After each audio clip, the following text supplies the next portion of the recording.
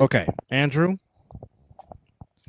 We'll get to the introductions momentarily, but Andrew, don't be that fan. Don't be that fan. Okay. Fact of the matter is, I had to watch a division rival win on my field, just like Mizzle had to 2 years ago. Okay. First off, the Patriots defense played their ass off. Don't give me that. Don't give me that. Because I don't know what game you were watching. But the Patriots defense played their ass off and held the Seahawks to 4 field goals before the Seahawks blew it open in the fourth quarter. 9-0 going into half. You cannot ask the offense just didn't pick up the defense. The defense got tired because the offense couldn't do crap. Why? Yep. Because the Seahawks kept getting pressure with 1, 2, 3, 4. Oh. By the way, that's the same. Oh, that's the same way the Giants beat Tom Brady twice by getting pressure with 1, 2, 3, 4. Oh. If you get pressure with 4, 6 sacks don't help. If you get pressure with 4, guess what, boys and girls? That means the rest of the 7 can just play in a spot wherever they want to because you're getting pressure with 1, 2, 3, 4. That's football. However, what the hell do I know? Yeah. And again. Well, look here, Andrew. He wasn't. When you were getting rushed, you make passes like that. Some of the passes he were throwing was behind the receiver because he was getting pressured. He didn't have time to step into the ball. I said coming into this week, Will Campbell, their rookie tackle, if you had him on one-on-one, that was going to be a mistake, and they never adjusted. Oh, my God. Why are we bringing the 49ers in it? They didn't make it. It does not matter, healthy or not. It does not matter. Only one team was going to go home happy. Does not matter. In the record books, it is not going to say the Seahawks beat a battered 40. It's going to say the Seahawks beat the Niners. Point blank, period, end of story. Don't give a damn who's injured, who's not injured. The record books will say the Seahawks beat this team on this day. Mm-hmm. And I don't care what Richard Sherman says. I don't. Bottom line is Seahawks were the better team on this day against the Patriots. End of story. Now you want to fire Josh? Really? Really? I love it. I mean, I'll give him this one. I'll give him this one. I'll give it to him. You want to fire? Okay. I'll give it to him. Who are you going to hire as your OC? I'll give it to him. Give me a name out there right now, Andrew. Who do you want as your OC? Give me a name. Give me a name. Give me a name. Give me a coach's name out there right now who you want to run the offense. It's okay. I'll wait. Absolutely, Zelly. That's what some people just don't understand. They don't understand that. The Seahawks defense were legit. And my brother been saying that since week 1. Yes. Since we did our preview show. My team beat them week 1. And I said that particular night on the recap show, that defense is legit. 100%. But like I said, congratulations, Patriots. Yes, you have the most appearances in Super Bowl history. Yes, you are tied for the most Lombardi trophies with the Pittsburgh Steelers. However, you are now the most losingest team in Super Bowl history. So you're tied for the most wins, but you also have the most losses. And oh, by the way, and again, I'm just going to show you how muy importante Tom Brady was. Tony Eason, Drew Bledsoe, Drake May. Were a good team. Your team made it to the Super Bowl. They just ran up against a juggernaut. That's just it. The defense was anybody that would have played the Seahawks defense. Okay, probably would have took an L. And just confirmed, as we already didn't know, but it's officially confirmed. Click. Clint Kubiak is officially coming to Las Vegas to be the Raiders head coach. Yes, sir. Appreciate it, guys. New subscriber. Oh yeah. Oh, I was just Thank you. Appreciate it. I'll pick that. So we got shout out to everyone from the South Bronx. Go ahead, keep up the good BX. work on the channel. Appreciate it. Shout out for the South. Hey. Appreciate the love from the Boogie Down BX. Yes, sir. Appreciate it. Yes, love it. For always love it. And you know what? We love to also bring on content. So for those that don't know, the South, the BX, the Boogie Down. The Boogie Down. That is some hip hop history. If you don't know, indeed. Now you know. Understand it. The Boogie Down. Uh-huh. Okay. Drake has no Brady. They're no, he's not. He's Drake May. Okay, are you talking about Jim Harbaugh's son, Daryl? What are we talking about here? What are we doing? Dub. Yes. We're at 235 now. Oh, Jesus. Hello. Yeah, we gang too. Appreciate it. Daryl, you have to pay your dues before you become a head coach. Like Harbaugh. Just like Jim Harbaugh. Jim Harbaugh was a quarterback's coach before he became a head coach in the Even NFL. His brother. Special teams. Yes. Okay, you just John Madden, linebacker coach. Jesus. Do I need to continue? Or is that too much history? Tom Landry, Vince Lombardi. They were coordinators before they became head coaches. Clint Kubiak. Has a trophy named after him. Gary Kubiak and Mike Shanahan, all coordinators. John Gruden, coordinator. You have to pay your dues before you become a head coach. You just don't become a head coach just like that. Hell, even Al Davis, before he became coach of the Raiders, he was on Sid Luckman's coaching staff. Good Lord. The Chargers, by the way, right? Was that the Chargers? Yes. Yes. Oh. Ladies and gentlemen, you're getting a history lesson. Mizzle and Dub show. What do we know?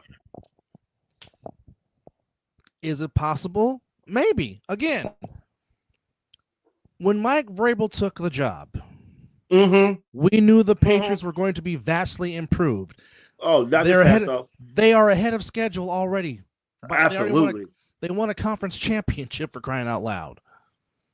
But again, normally if you're playing the number one scoring defense in a Super Bowl, you normally win that game. The only time it did not happen, a guy by the name of Joe Montana in Super Bowl 24 shredded the Denver Broncos defense. And that 89 Broncos defense was very good. They were the number one scoring defense, and Montana put up a double nickel on them. Go ahead, sir. Excuse me. The court, Jalen Hurts. His first Super Bowl appearance was what? Whose? Jalen Hurts. A loss. His next Super Bowl? He won. So, Andrew, you can get back there. Now. And Mike Vrabel, what else did you want Mike Vrabel to do? He turned your organization that was 4-13 to a number 1 seed. Number 2 seed. Excuse me. And you made it to the Super Bowl. And guess what? At least your team made it.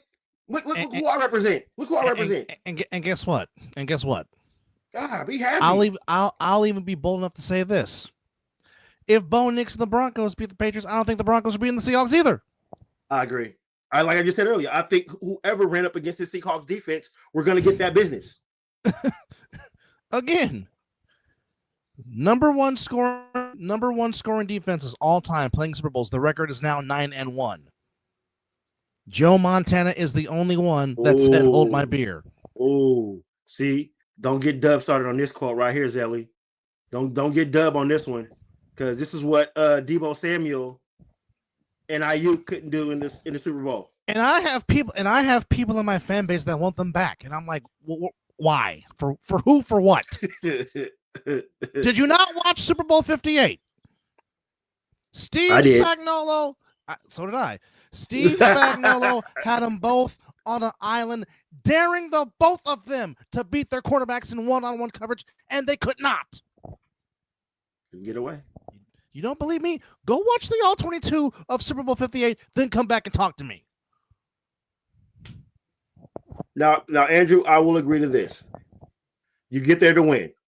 If you don't win, it's a sad day. But I wouldn't be sitting here saying that Mike Vrabel needs to do better and stuff like that. Today's not a good day. Today's not a good day for Boston sports because the Knicks beat the Celtics ass. Oh, good Lord. On the parquet floor in Boston. It was a bad day.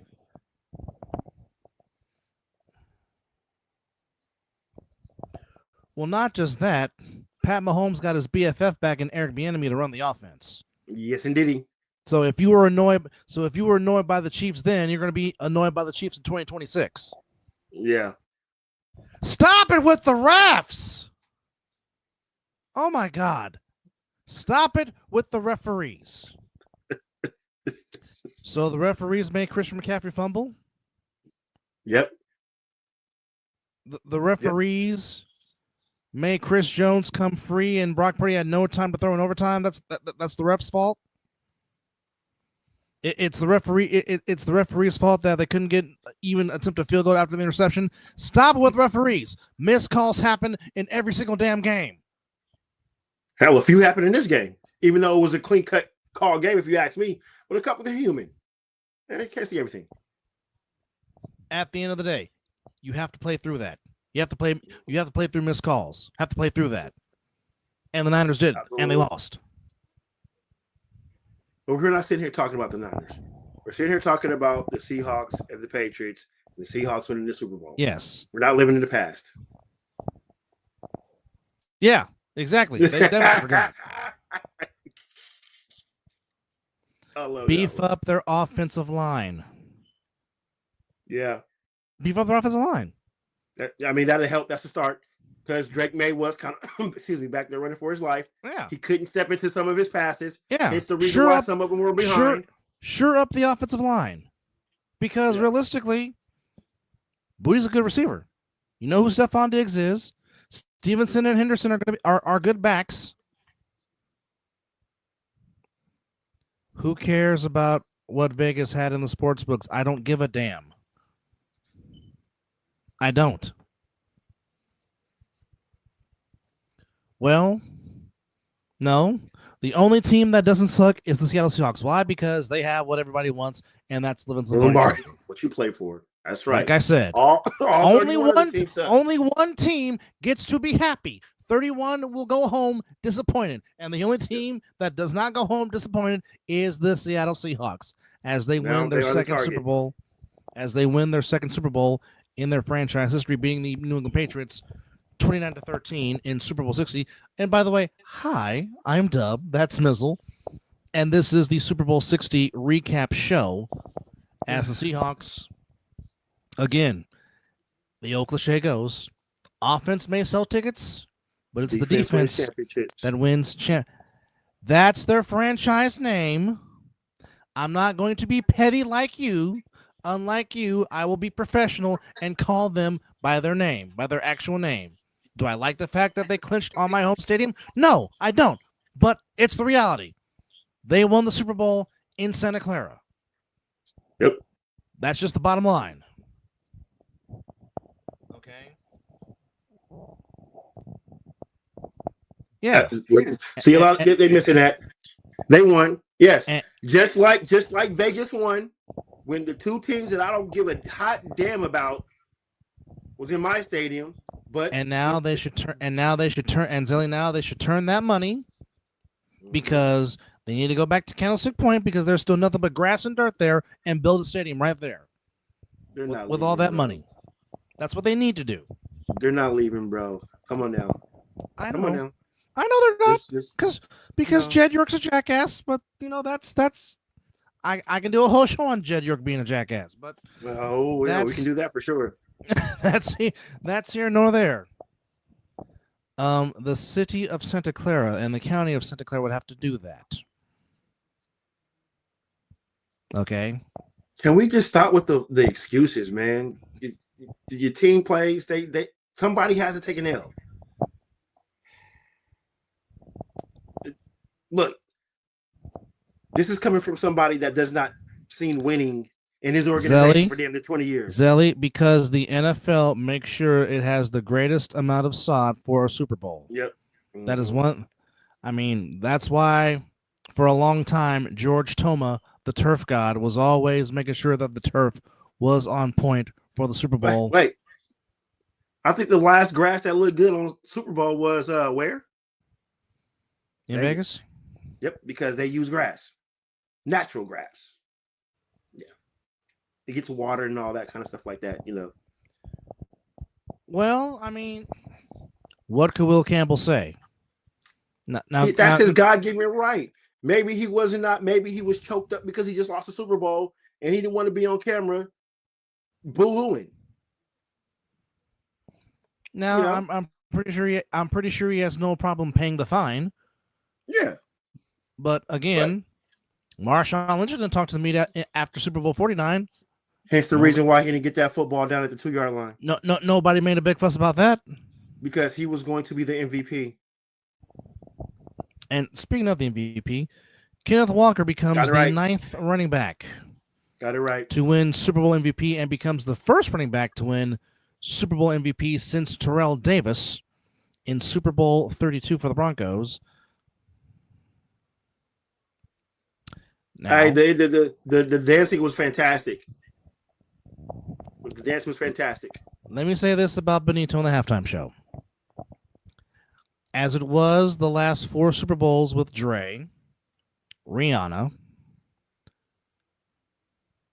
Usher, and Kendrick, unless you're black and don't understand, it was about celebrating the hip-hop culture and being black and celebration of black people.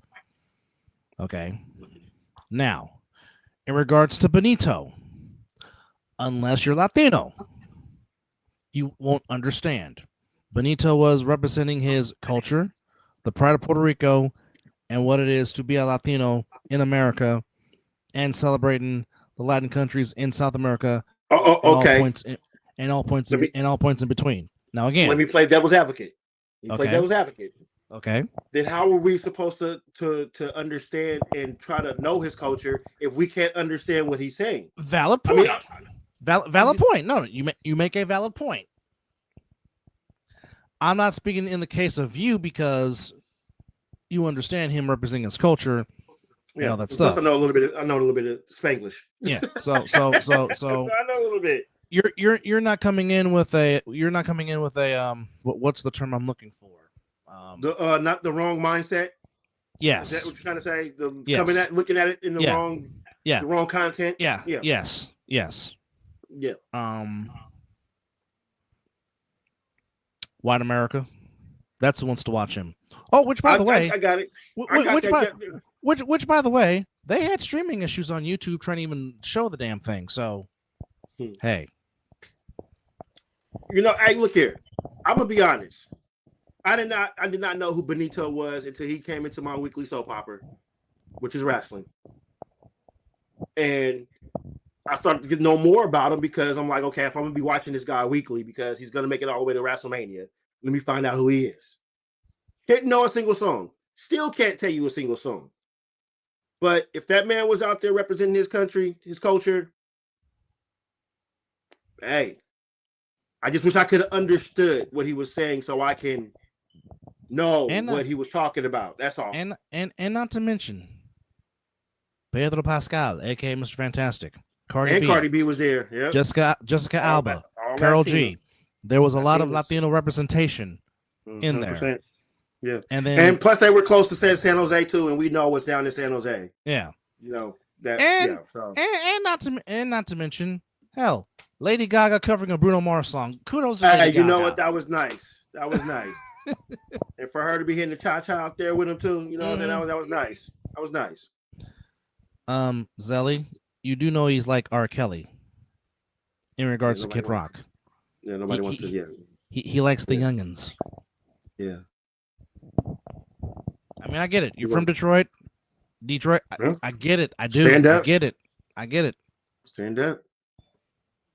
See, but see, Brandon, they don't give a damn is because, again, they know that there's a big Latino representation in the state of Tejas. Mm-hmm. See how it sounded? How it's really supposed to be said? Tejas, not Texas. Tejas. That's how it's supposed to be. But again, and Jake Paul, you look like an idiot. Well, he was already an idiot getting his ass knocked out by AJ, but which was fantastic. Which was fantastic, but dumbass. Right now, it's buffoon. Yeah. Why are you talking about Puerto Rico? Why are you talking about Puerto Rico and you and your damn brother live there? Like, do you not know where you're at? But yet, you ain't saying a damn thing. You ain't saying a damn thing if you're eating one of them empanadas. You ain't saying a damn thing if you're eating those. I can respect that, Zelly. I can respect that, bro. Hey, factual statement. Oh yeah. Jake Paul's gonna get his ass. He's lucky he's not in Mexico before the cartel get his ass. Oh shit, you went there. All right. Oh man, you know what? I also put it 1,000%. Yes. 1,000% needs to be KO'd again. Absolutely. Yes. Absolutely. Yes, EJ, they did. And kudos to Mike McDaniel, becoming the third youngest head coach in history to win a Super Bowl, joining Mike Tomlin and Sean McVay. Now, I have to eat some Hey. Now, that's one thing I can agree with Jake Paul on. Absolutely. But, this ain't about me. But I do have to eat some crow. Uh-oh. Go ahead. Just go ahead. Because those that have watched this show, I have been very critical of Sam Darnold his whole damn career. All of us have. So I guess I should be eating this along with you. But there it is. But he just completed the greatest comeback story since Jim Plunkett. Ooh. Say it again. He just completed the greatest comeback story since Jim Plunkett. Oh, man. Now Jim Plunkett didn't go through 5 teams like Sam Darnold did. Wasn't he a Patriot before he became a Raider? He was drafted by the Patriots, yes. Mm-hmm. Even wore the 16 in red and gold before Joe Montana got it. Ooh.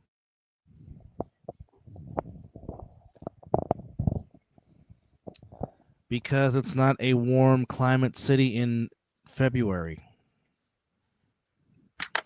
Why do you think the Bay Area, Inglewood, Miami, New Orleans, Atlanta, Tampa, and now Vegas, and Glendale, why do you think they're always in rotation? Warm climates.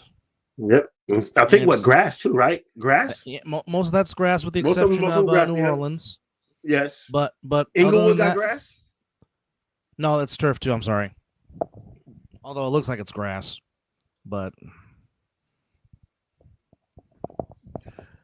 in a sense, yes, but still at the same time, I said I still don't trust him. And all year long, I said I trust the defense. I don't trust him. Now, granted, stat-wise, he didn't play his best game today, but he took care of the football. No. I'm going to have to give it to the bad guy. The bad guy said he did say that Drake May would be seeing ghosts. I'll give him that. And he did say, and then he said that something I said more than Darnold, and he said Darnold won't have to pass the ball that much. The running game is going to do it. So shout out to the bad guy for pointing that out. Even though I didn't know the running game was going to be fantastic as well, but I didn't know, unlike what JP said on that. So yeah, shout out to JP for that one because he caught that for sure. So yeah.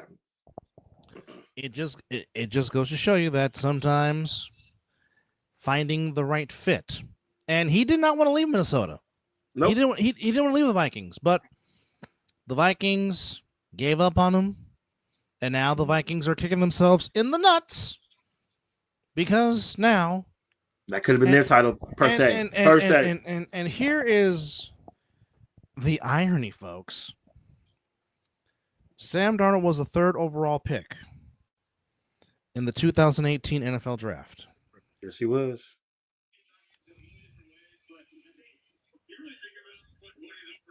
Okay. Wow. That draft class included Baker Mayfield, number 1 to the Browns. Josh Allen, number 7 to the Bills. Josh Rosen and Lamar Jackson. Lamar Jackson has 2 MVPs. Josh Allen has 1. Oh my God, dude. I respect your opinion.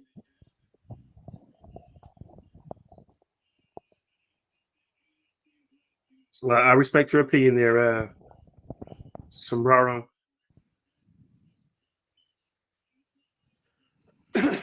Well, you're not Clint Kubiak, Daryl. And again, this is not Al Davis running the team anymore. Really, this is not Mark Davis running the team anymore. It's John Spytek running this team. And they will be relevant again. And when they do, you're going to eat humble pie like everybody else. But again, I'm excited. I mean, I just by what I saw that he did with, I think that was slightly an audition. If you look what he did with the tight end and K9, who are our 2 most assets. Well, not just that. Genty and Bowers. Look what he turned into with Jack. Look what he made Jackson Smith and Jigba and the season the season that he just had. I was more just talking about more what I saw tonight. Well, that too was on more display. It was more the running game, and the tight end was featured. But he did get Hignigba some pass open, like the opening of the 3rd quarter. You can see they changed that. He made some quick slants instead of running the deeper routes when they're in that zone. He found the way to beat the zone. So I have all the they got the hire right, and just I got to find out who his defensive coordinator is going to be, and then we can roll from there. Because I already know who the OC is. Now, back to my point. Go ahead. I'm sorry. Baker Mayfield has had a respectable career, but it's Sam Darnold on his 5th team out of that draft class that wins a Super Bowl. A damn Trojan. Yeah. First USC quarterback to win the Super Bowl. Yes. A damn Trojan. And we clown USC quarterbacks on the show because they normally don't have long careers. No. Matt Leinart, Mark Sanchez. With the exception of Carson Palmer and Rodney Peete. Those are the only 2. But normally, USC quarterbacks go to die in the NFL just like Alabama quarterbacks go to die in the NFL. Yeah. Thanks. But, again, credit must be given where credit is due. Sam Darnold. That's what we just said. Come on, Are you behind? How much Coronas you had, sir? Well, it's only 5:55 where he's at. Oh boy, he's on the island. He's on. I would say he must be on that nice, enjoying that great water and weather. I'm trying to get back to Hawaii so bad. Again, kudos to him. No, USC. Fuck the Trojans. You've watched this show long enough to know that me and my brother despise anything down there in Southern California that's sports. The famous quote, if you're new to the show, the only thing I like about Southern California is my family. That I get to go down there and visit them. Other than that, the sports team sucks. Yes. Including San Diego as well. Beautiful cities. Just screw the sports teams. Yes. But it seems like the defense came out with a plan. They stuck to it. Oh yeah. We're just gonna run for and you know what? When everything was getting blocked up front with the 4, here comes Mr. Witherspoon. I mean, 2 sacks, fantastic, some good, just great defense. The defense just balled out. Yeah, I mean, again, this is my thought coming into the game. Screw both teams. Hope the game ends in tie, but giving my professional pick, because I said I was going to be professional, I picked Seattle because of their defense. Again, I said week 1 when the Niners beat them 17-13. I said it then. I said their defense is legit. He has upped his level. I'll say that. It could, Brandon. It could. I mean, okay. Look at it this way. I am fully convinced if C.J. Stroud was not in a giving mood against the Patriots, I have no doubt it would have been the Texans-Seahawks Super Bowl. Agreed. Because the Texans defense would have beaten Denver. Well, I still think the Seahawks win that game if it's the Texans. I'm sorry. I agree. No disrespect, Brandon. No disrespect, Brandon. Trust me, I would have been rooting super hard for the Texans. Oh, absolutely. Absolutely. But okay. For multiple reasons. But I just think it's almost like let me jump into another sport. When my Sixers ran up against that Lakers squad, anybody from the Eastern Conference was gonna get that business from the Lakers. Facts. So, and that's how I feel about the Seahawks. Whoever ran up against them, it was going to be that same thing. Zelly, who on that Denver offensive line is stopping Will Anderson and Danielle Hunter?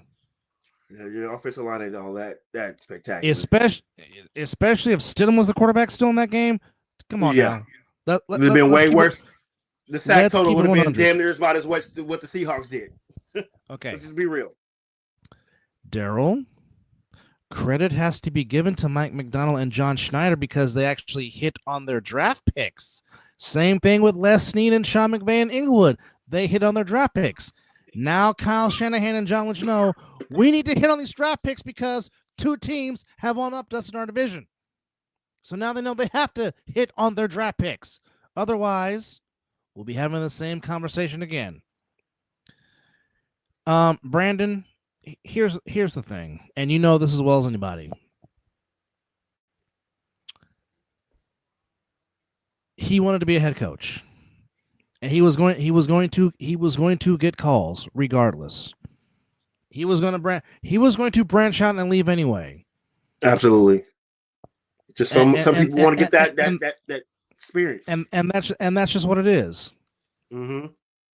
I mean, even if the Patriots would have won tonight, I still think Clint Kubiak would have left to go take a head coach job because he was the hot name out there. Mm-hmm. Well, again, Harbaugh wasn't having losing seasons. Harbaugh was winning the division and getting the AFC title games. So 1 year they don't win the division, you want to fire John Harbaugh?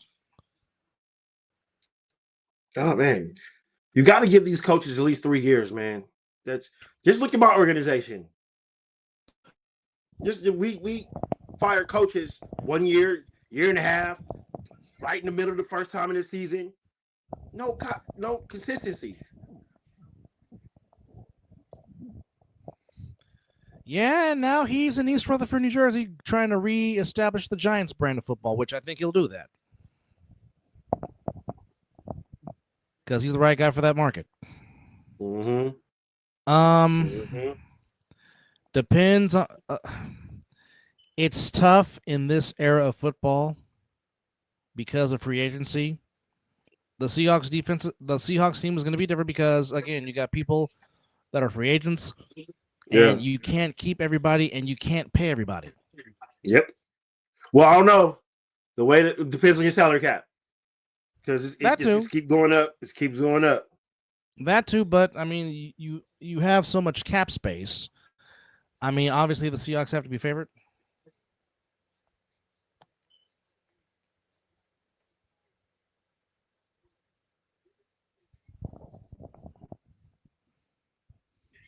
Taking the point, number one, taking the points. Period.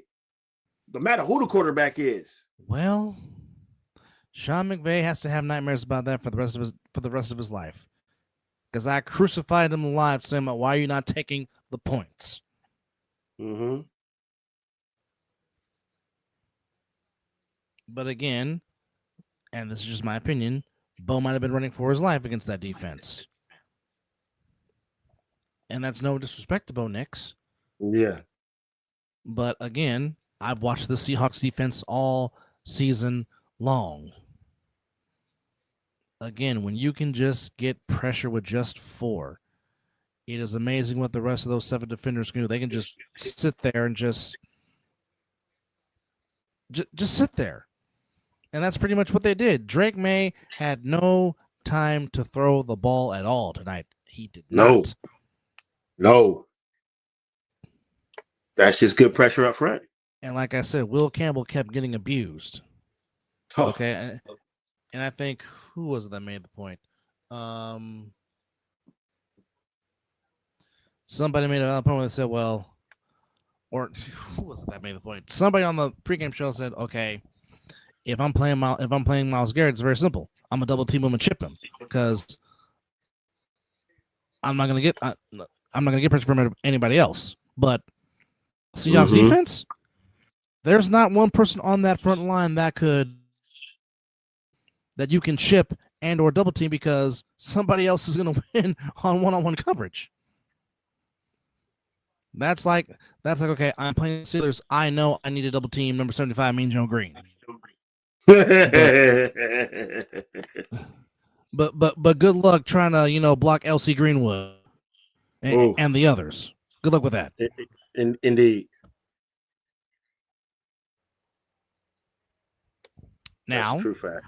With your comment, yes, they probably would have forced Sam Darnold to beat them.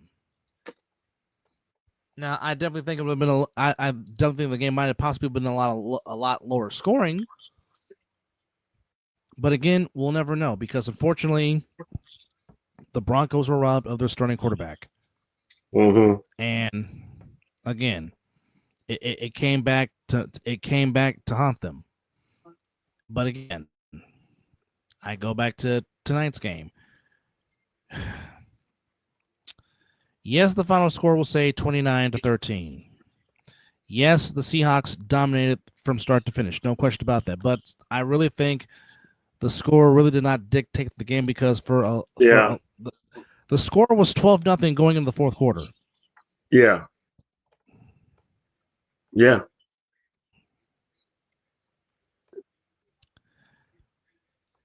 Well, McVay is still getting into the playoffs. LaFleur just got extended in Green Bay. Yes, and Sean Payton was a dum-dum for not kicking and going up to nothing. Absolutely. Take the points. You do not do what Dan Campbell did against the Niners. You don't. Because at the time, brother, I know I bring this up a lot. I'm not trying to be the hater fan that I am. I'm just trying to be facts. The Niners had nothing for that defense in the first half. Nothing. If Dan Campbell takes those points, I think what was the final score? I think the final score was, I want to say 34-31 if I'm not mistaken. Add 6 points to that for the. They went by 3. I don't know what I'm talking about. And we already have odds. Really? Yes. Vegas wastes no time, don't they? You know they don't.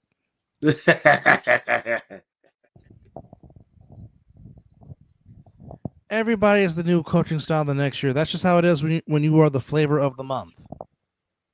Again, what wins in this league? Consistency. That's what wins the NFL. Mm-hmm. Okay, now this is from Action. Network. Yeah, I mean Sean Payton, yes, is a well-known gambler. So is Dan Campbell. But sometimes in the postseason where points are too precious, you've got to take them. Like I just said. Take those 6 points, you win by 3. Like tonight. Seattle kept kicking field goals. They kept they didn't get cute. Didn't decide to try to go for it on fourth down. They relied on the kicker Josh Myers. Josh Myers made all 4 of his field goals. Then eventually the touchdowns came. Why? Because the running game of Kendall Walker III was effective. But you know why, though? You know why the coach was taking the points? Because his defense was playing good. Yes. My defense is on point. Why am I going to mess that up? Why? I'm not going to mess it up.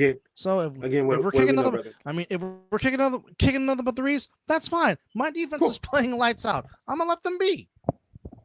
Now, this is according to Action Network. Okay. So right now, the Inglewood Rams are the early favorites. Oh, with Matthew Stafford announcing that he's coming back. So they're just sitting on that the Seahawks just won the damn championship. It could possibly be the same team that just won this Super Bowl.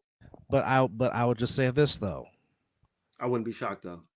The Rams are the only team that makes the Seahawks defense look like junior varsity. I'm sorry. In the 3 games they played this year, the Rams put up defense didn't help him in one of them, though. True. Defense didn't help him out in one of them. True. No way in hell the Seahawks were supposed to come back that game. No way in hell. But again, it all started with that Rashid Shaheed punt return, and the Seahawks never looked back. But my point is, I hope he comes to Vegas. The Rams went neck and neck with the Hawks, and the Hawks defense had issues stopping Puka Nacua and Devontae Adams, and Matthew Stafford was slinging that rock. No lies. They're not detected. But in 2 games that were played in the Pacific Northwest, the Seahawks won by 1 point, and they won by 4. So there you have it. Yeah. However, at the end of the day, it's a W. Yes. The Rams are not crumbling. They're okay. The only thing the Rams have to do is retool their secondary because that was their weak link on defense. Yep. I agree. They played in the NFC Championship. How are they crumbling? They were 1 play away from possibly playing in the Super Bowl. How are they crumbling? That's just that Niner hate. That's all it is. Can't give credit where credit is due. I don't like the Rams either. I know, but you give credit where credit is due. It's called being a professional. Absolutely. Brandon, I believe you did call something like this. Exactly. Just win. You play to win the game. That's what you do. And the Seahawks won the game. Mm-hmm.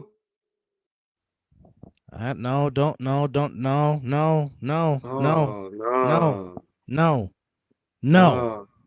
Do not put Stafford on the Madden cover. No. I would honestly like to see him play a good get a full season slate, get to the NFC Championship again. I like to see Stafford in the Super Bowl. That'd be nice. I mean, I know I've seen him already, but just see what he can do with Puka. Because now Enigma got one. Brandon, I've been a Stafford fan since he was a Georgia Bulldog, and I'm a Georgia Bulldog fan. Mm-hmm. Okay? I didn't want Christian McCaffrey on the damn Madden curse, and we all know what happened the year he got on the damn cover. Mm-hmm. Watch the slow motion injury in Buffalo in Orchard Park when he got shot in the leg. It's sure like, ooh, almost like your tight end too. You saw Kittles as well.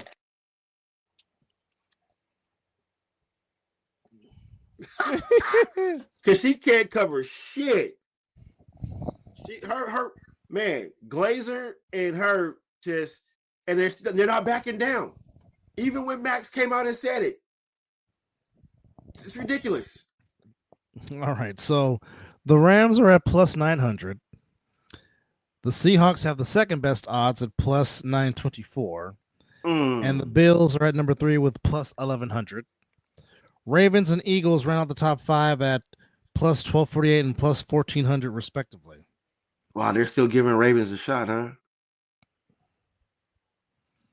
Yeah. Where are the Steelers? Hold on, I'm trying to find all of it right now. So just I stand mean, by. I know you don't have to announce my team. I know we're with the bottom of the barrel. So No. If I can find it with all, I'll do that. You don't have to. I already know where we're at. We're at the bottom. And I'm okay with that. I'm just generally speaking. Yeah. Okay, and I want odds. Give me odds, people. Oh, let me check Facebook. Let me see if we got any Facebook comments. Mr. Boxley, what were you saying facts on? He commented on my page. Before we continue, it has not been a very good week for the former Washington Redskins as they lost 2 of their alumni over this week. Yeah. The great Sonny Jurgensen, who had a long career at quarterback with the Redskins and for a long time was on the Redskins radio broadcast with Sam Huff and Frank Herzog during the heyday of RFK Stadium. Lived a tremendous life, passed away at the age of 91. Of course, member of the Pro Football Hall of Fame and a lot of records set for the Commanders. 91 years old, very strong arm. Passed away on Friday. Also on Friday, he was the quarterback that was swapped for Nate Steen of the Eagles. Of course, was inducted to the Pro Football Hall of Fame in '83. Still the only player to ever wear the jersey number of 9. Of course, that is retired. Like I said, long time on the radio side with the Redskins radio, and certainly was shocked. And then also on Friday, we learned that former cornerback or defensive back Barry Wilburn, who helped the Redskins win Super Bowl 22 over the Broncos, passed away at 62. Unfortunately, he was the victim of a house fire in Memphis, Tennessee, which was confirmed by his family on Friday. So that's sad to hear, man. Barry Wilburn, of course, played on the other side of Darryl Green, and also played for the Eagles and the Browns after his tenure with the Redskins. So certainly, present thoughts to the Commanders organization and their fans, and the families of Sonny Jurgensen and Barry Wilburn, 2 of their alumni members. Definitely, passed away this past weekend. Congratulations to Matt Stafford being named the MVP. Congratulations to Bobby Wagner for being named the Walter Payton Man of the Year, one of the highest awards that you can win in the NFL. Of course, Myles Garrett, not surprising, winning Defensive Player of the Year. Easy. Tedderell McMillan from the Panthers, easily winning Offensive Rookie of the Year, which is not surprising because we said that Man, I mean, Jinty wasn't too far behind him. No. If I had the funds to go buy them and wear them, I would, because those are some clean shoes. Yes, but Nike wants too much doggone. But Nike wants kids in a budget and a mortgage, and plus Nike wants too much doggone money. Yeah. Kids in the mortgage to do that for you. But also, our congratulations to Drew Brees and to Larry Fitzgerald, first ballot Hall of Famers. No. You do not mention him first. Give that man his credit and let's give it to him right now. I'm saving the best for last because he played for my team. Okay. Respect, also, Anna Vinatieri, congrats to him. But of course, for me, finally getting his long-awaited just due, Roger Craig, finally getting his gold jacket, getting into Hall of Fame. The first Mr. 1,000,000 finally getting his due. And he wouldn't even let Ronnie Lott knock on the door. Right. He knew he must have them cameras out there looking. He knew right then there when Charles Haley and Ronnie Lott there, And as I said on my post, great moment. The door knocking is great stuff. I'm not crying, you're crying. But this fantastic moment. What I've said on my post was, to me, and this is my opinion, but to me, he really was the heart and soul of the West Coast offense, and he emphasized what the West Coast offense is, because when he first got there in '83, he was the lead blocker for Wendell Tyler because Wendell Tyler was the number one running back. But Roger Craig still got his carries and still was catching balls out the backfield.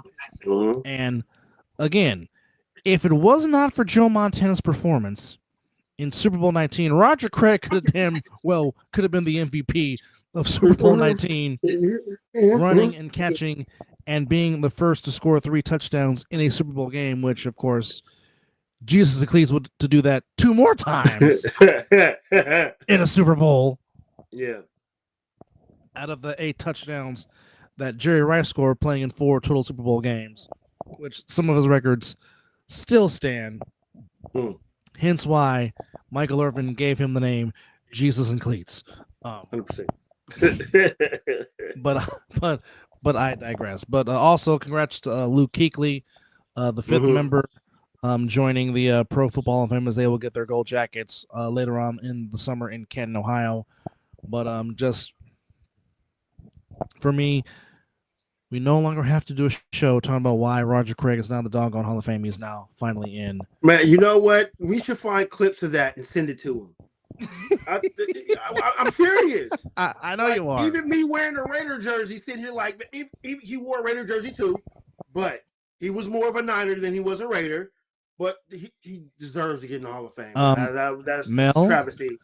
Mel, if you're watching, you might have to do some editing and some clips for us. I'm just saying.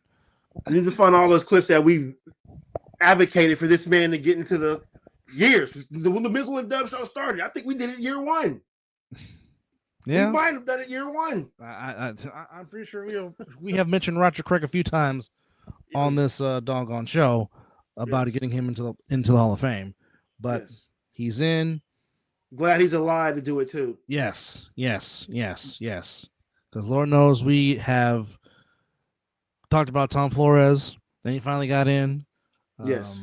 So we are grateful that it has finally happened, that Roger Craig is in the football fan. Now, Zelly,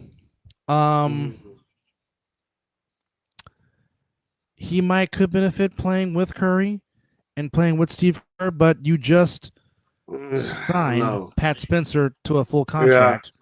Yeah. That's basically your Lonzo Ball right there. Yeah. Now, Alonzo Ball will be a tremendous ball handler.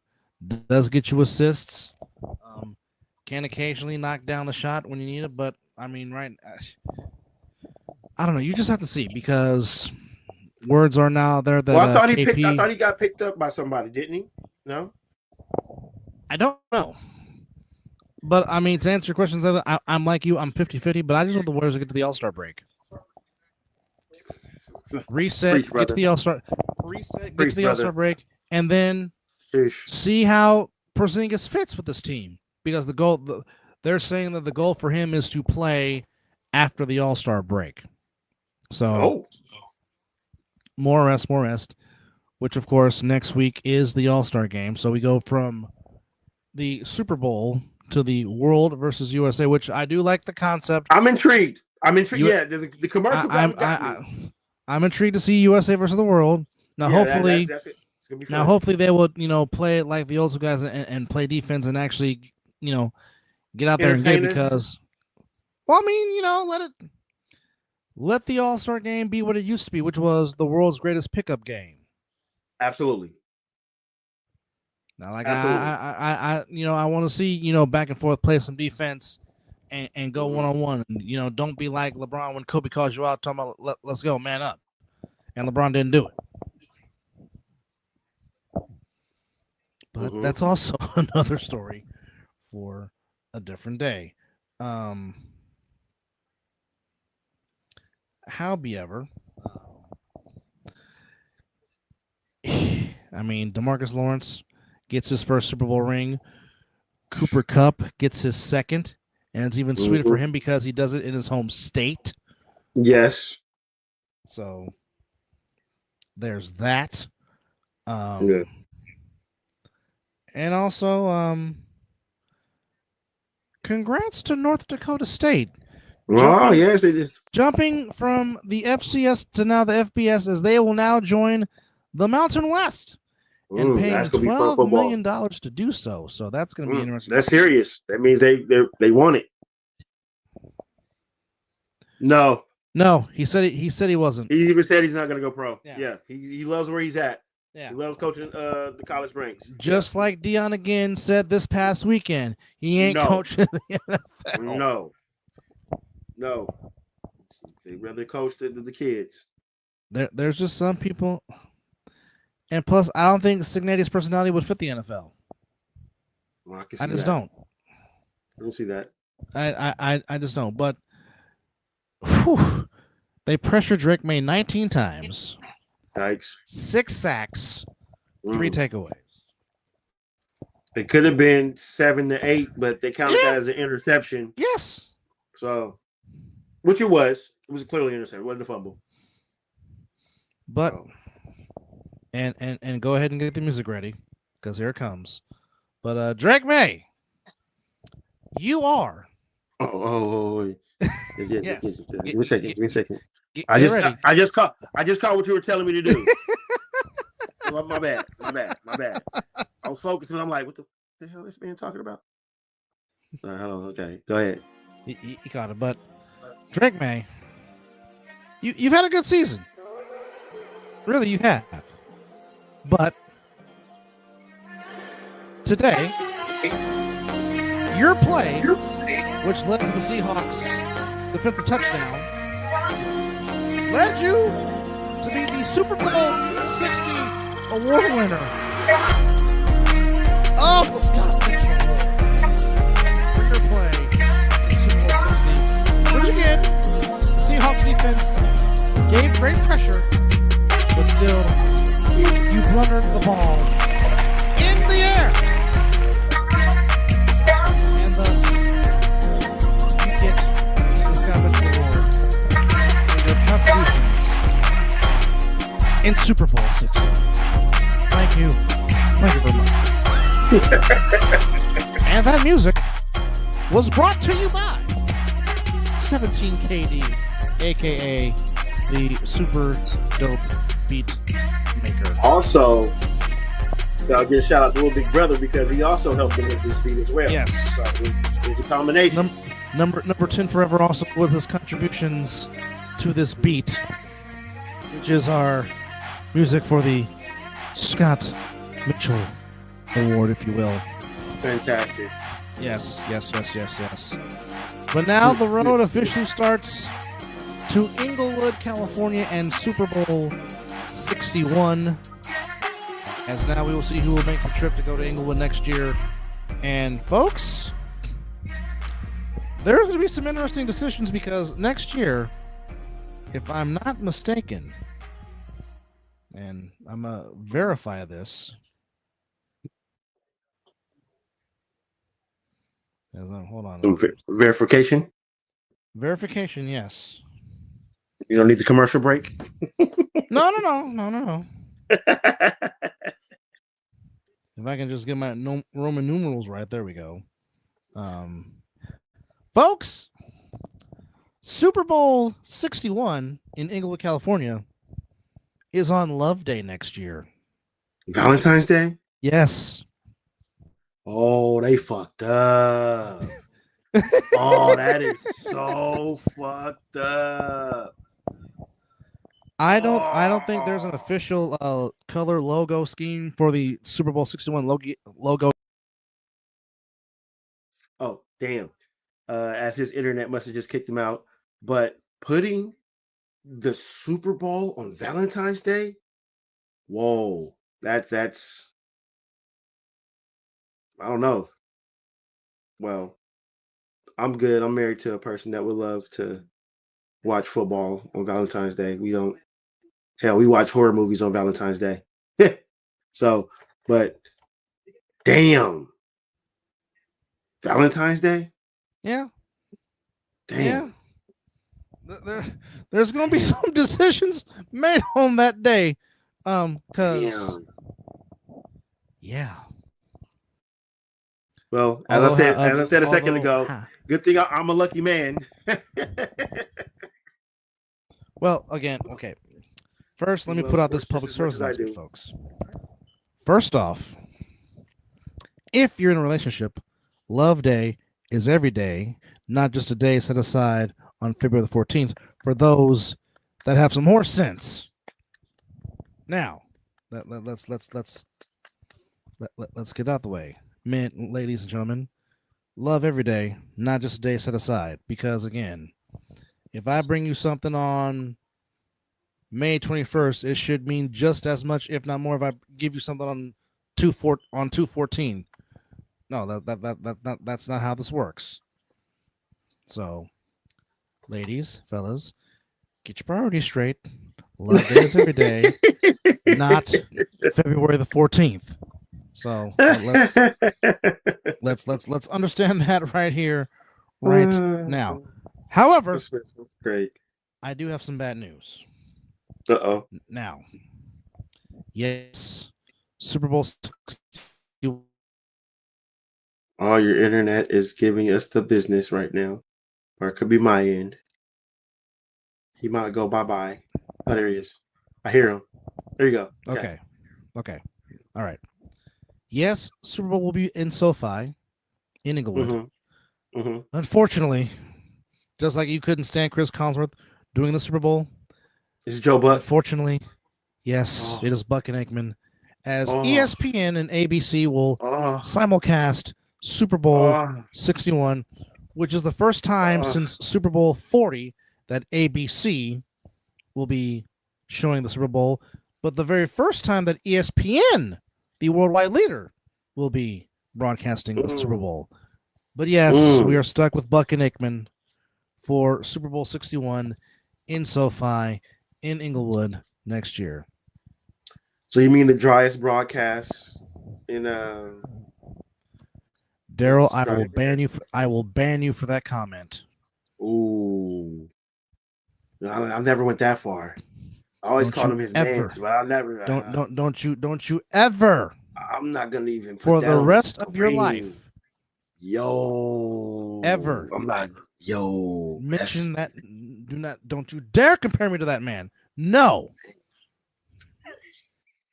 I don't lose my voice having hair surgery with hair plugs. No. That's what I don't do.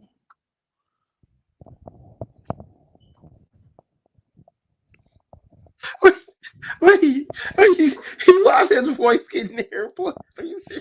Okay, remember in 2011 when he sounded like he lost his voice? Yes, that was complications, something with hair plugs that caused him to sound like the way he sounded in 2011. Bad guy. What's happening? Hey, again, appreciate the bad guy stopping by and watching the game with me. Andrew says, move Campbell to left guard, get a real left tackle, trade for A.J. Brown. Why do you want to trade for A.J. Brown? Why do you want a cancer on your team? Did you not see the drama he had in Philadelphia? Excuse me. Yeah. I mean, yes, he's a talent, but the head case outweighs the talent. Yeah, well, when he decides he wants to play football, kind of reminds you of somebody by the name of Randy Moss. But Randy Moss wasn't too much of a head case, but you get the gist. But I will say the Patriots. But I will say the Patriots did look nice, and they're all whites. I will give them that. It was pretty crispy. The all whites were nice. Hey, the Marshawn Lynch commercial was cold blooded. Was cold. Anything Marshawn Lynch anything Marshawn Lynch touches is just gold off the bat. Oh man.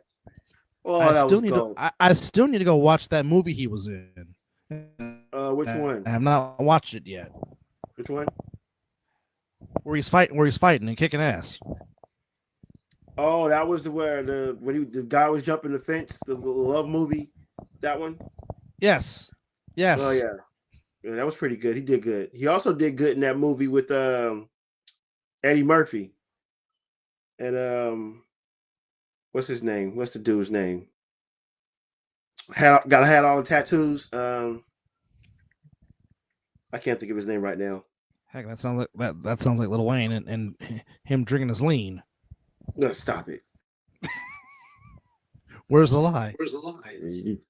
Not Post Malone. No, it was he's a comedian. He did DC SNL. Young Fly. No, SNL. Oh, White. I know who you're talking about. I can see his face. I just don't know the name. Pete something. Pete Davidson. Pete Davidson. Yes, the movie Eddie Murphy, Pete Davidson. Marshawn Lynch was in that one too. Oh wow, did pretty good. Yeah, Prime Amazon Prime movie. Well, speaking of which, I know what movie I'm watching tonight. Ooh, yo, hit me up after you're done. Hey, them two together. No, I've seen clips. Part two. I've seen clips. I'm just like, oh yeah, the chemistry is there. Momoa and Bautista did very, very good. That's almost like the new Tango and Cash, but with more comedy. But yeah, okay, I feel the comparison. Now I'm gonna have to look at it again. Miss Jody, how's it going? What we got here? What's she saying? Will the sports media tomorrow give Sam Darnold his flowers? Finally, or will they criticize the Patriots for a weak schedule? And Patriots Gonzalez was really good, but one man can't do it all. You're speaking all facts in this statement. He played his tail off. Gonzalez played his tail off and almost had 2 interceptions, which would have been amazing interceptions. 100%. But the media's already giving Sam Darnold his flowers. They're coming in, which as my brother did already. But some people have said that the Patriots schedule. Some people have been talking about the Patriots schedule.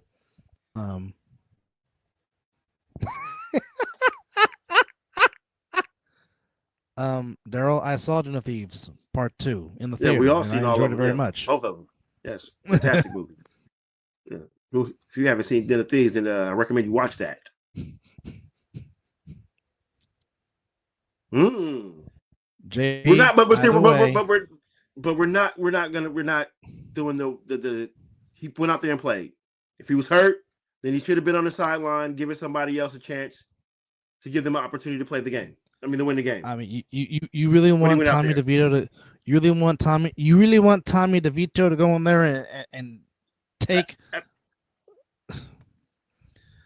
Although JP, I love you, but back to your Trent Dilfer comment, doesn't matter. Trent Dilfer has one more ring than Kerry Collins, who opposed him in Super Bowl 35. 100% facts. Okay, no excuses. I mean, we can say Jim McMahon played out the 85 Bears, but actually Jim McMahon had a very good game in that Super Bowl against the Patriots. But of course, he had migraines, right, or headaches, something. But we only remember. But we only remember the 85 Bears defense performance in the game. But Jim McMahon played a very good game. But he still has a ring. As much as the world didn't like him, but you have to give him respect. T.O. went out there with one foot and still played and had a fantastic game. Even though we know it was the shot, the adrenaline and all that, but he still went out there on 1 foot and damn near put up 160 yards receiving. 9 catches for $122. Yeah. $122. That's right. On one leg. JP, here's the thing though. He's in the same draft class with 2 guys that got MVPs and got to a Super Bowl before them. And won. Again, sometimes when you have a gotta give credit. When you have a defense as good as the Seahawks defense is, sometimes you just don't need to overdo it. Just simplify it. Sometimes you just rely on it. Hell, I hate to say it, Brad fucking Johnson has a fucking Super Bowl ring. Do you think he deserves it with his arm? No. Warren Sapp, Brooks, Lynch, Gruden knowing what everything we're gonna fucking run. Bill Callahan sabotaging the game plan. Exactly. But no excuses. The defense whooped that ass. So, hey, got a ring. Again, champion. Bob Greasy won a Super Bowl only throwing 7 passes and rode Larry Zonka and the no-name defense to become a 2-time Super Bowl champion. Because it's okay. Because it's okay. It's the same thing we were just saying today. When you said Sam Darnold shouldn't be throwing the ball that much. Because why? I gave you flowers earlier when you said this. You said Sam Darnold shouldn't have to throw the ball that much. Kenneth Walker is going to do the job. Yeah, and also the truth, he's going to have a ring on this finger. Mm-hmm. That's also the truth. Okay, just like Peyton Manning should be slurping Von Miller for the rest of his life because Von Miller got him his second ring and put him into retirement. Peyton Manning will be buying Von Miller a steak dinner for the rest of his life because he carried him ball past 15 yards. Because he carried him to that second Super Bowl ring because of it wasn't because of his arm. Mm-mm. But again, it's all about getting the ring. I'll be honest. Look here. No, Seahawks won. I'm gonna be honest right here. I wouldn't mind riding nobody coattails to get a championship if I'm producing. Now I don't want to be on the bench though. I mean, I want to make a couple catches, or make a tackle here or two. That's even in basketball. Make a 3 here, yada yada yada. But when you look at the championship, yeah, he got something. It's like hell. I'll ride a coattail like that. I play the game to win championships, not to be getting stats. Yeah. Because I mean, if we want to be technical, as Mizzle likes to call him, porno star Jimmy, he has 2 rings, riding the coattails and holding Tom Brady's clipboard.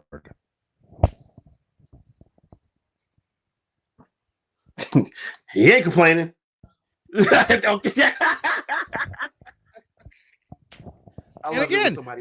again, you're making valid points. Yeah, you are, but I'm just gonna say, I'll ride a coattail to be a champion. You are making valid points. Fuck that. Give me that ring. But I will say this though. Hell, one last valid point. Hell, some of the people rode Robert Ory's coattails when he was Big Shot Bob, making them shots. Vernon Maxwell being one of them. Mm-hmm. But also, again, credit must be given to Sam Darnold. He took care of the football. Yep. 0 turnovers in this postseason run. Even though Gonzalez almost should have had him twice, but when it comes down to it, it's a donut on his interception ratio. So no interceptions, no fumbles. No fumbles. First, damn USC Trojan quarterback to win a doggone Super Bowl. Yeah, if Dad would have called me with that shit, I'd have just hung up on him. Shit bullshit here. Hell wrong with you trying to call me about a Trojan win the Super Bowl? Think I care? Yeah, Marcus Allen 1-1 too. You would have been like, the hell with him. See, yes. Mm-hmm. But Drake made 2 interceptions, fumble lost, threw for 295, threw the ball 43 times. Not exactly. Yeah, when you're playing from behind, that's you're gonna have that rate. Yeah, that's what's going to happen. But shout out to the city of San Francisco for putting on another great show. Being the host city. Santa Clara putting on the show? Or are you talking about the city of San Francisco hosting the I'm talking about the city during Super Bowl week. Oh, the festivities. Okay. Yeah. I mean, now if we want to be honest, and I'm going to be, the actual game itself was one of these. Especially the first half. The defense was playing. Again, great defense on both sides, but it was turning into the Mariners shutting out the Red Sox until a touchdown was finally scored. Then we transformed the Mariners back into the Seahawks. I'll see it from my brother. Welcome, Mr. Cassidy. Freshly squeezed. Welcome. Yes. Welcome. Which I am mad that I missed them live because they were in Vegas this past week, and I'm gonna miss them live when they come to Sacramento. Or if they already did already. I think they did already. Anyhow, Yeah, but see, there it is. I am aiming. But I am aiming for Monday Night Raw after WrestleMania. I am gonna shoot for that because you need to check that off your bucket list, brother. yeah, that's the I last cannot thing. believe you did not catch up with me and you have not caught a Raw. That's crazy. No, that's the only thing I have not done. Went to Smack. I remember we went to SmackDown. Yeah, I've done 2 SmackDowns. I've done 2 pay-per-views. Done plenty of house shows. Oh, yeah. Just have not done a Monday Night Raw. That's the last on my list. Damn. And heck, I got a ton of Raws under my belt. A few SmackDowns. Yeah, you do. Of course, the pay-per-view with you. Yeah, I haven't done a ton of house shows, but yeah, I got a ton of Monday Night Raw under my belt. Yeah, ton of house shows. 2 appearances on Netflix. One with my brothers JP and TG, and then the other one with my boys. So yes. He was as Pat McAfee like say, he was fully yeeted, if you will. Yes. Both times on TV because we were eating. Yes. You see my oldest boy. You see him going crazy as it started out. I'm like, oh, there we are. Yes, indeed. But I don't think I'm never think I'm gonna achieve WrestleMania. I think it's always gonna be too expensive, and I'm always that's too many fuck. And every time I think about it, that's a fuck ton of people. And I don't really need that. Ooh. Okay, now okay. JP, I'm envious ECW. Because you got to see ECW and you got to see New Japan. So you So because Lord knows we'll just stop talking then. Yeah, you got it. Because Lord knows, I would have loved to see Tenryu and the Great Muta in their primes live. That would have been that would have been it for me, and Tatsumi Fujinami. Hey, was that the era? Was that the era of we're talking about? JP Sabu. I would hope so. Was he there? Was he there? I would hope so. That's what I would want to see. Shit. Yeah. I would have wanted to see ECW in its home. Oh, dang it. Not the glory years of ECW. Dadgummit. Oh, Bobby went through the cage on Umaga. That was bad. Still look decent though. Yeah. No, but it was not the years of Sabu going through tables and Cup might. What else does he need to do? Yeah, 2? He's got 2 rings. Got to win one for his home team from his home state. I mean, I mean, there's really nothing left for Cooper Cup to prove. Nope. Unless he just has that Brett Favre mentality inside of him. Okay, JP, I just want to know one thing. Balls. Ooh. I just want to know one thing. Oh. Did you sing along on the Balls Mahoney theme song when he came out? That's all I want to know. That's all. That's all I want to know. Stop it. You need to stop it. Stop it. And if you know, and I don't need to go into details. Yeah. If you're a wrestling fan, you know exactly what I'm talking about. This is where Living Room should be chiming in right now. Yes. And he hit the duh. Yes. This will be the perfect segment for Living Room right now. You're not wrong on that. You're not wrong. But yeah, I can see Cooper Cup retiring. I mean, 2, go be a dad now.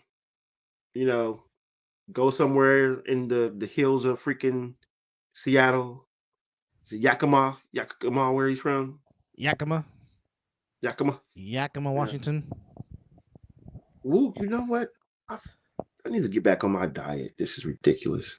Miss Jody, the NFL was going to make sure that nothing happened to that turf. Oh, baby! Oh, baby! There he is. All we just need is Joe Henry's theme. Come to one finger. Just wave the one finger up. Our brethren up north in the Maple Leaf Say his name and he appears. Absolutely. Hey, did you win some money, brother? Yeah. Did you place any bets on this snoozer of a Super Bowl 60, my guy? Into the second half. Take it easy. Got a little more entertaining in the second half. Oh, say his name. And he appears. Yes, indeed. Oh, man. Okay. The RKO, when he did that, was fantastic. Yes. Oh, man. Also, prayers up to Lindsey Vonn, who she's a braver person than me because trying to do downhill skiing on a torn ACL to try to get a gold medal. And even though it didn't end the way she wanted to, but I mean, prayers up to her and just God bless her for even trying to do that. Oh, man. Miss Jody, what did you win? Did you play squares?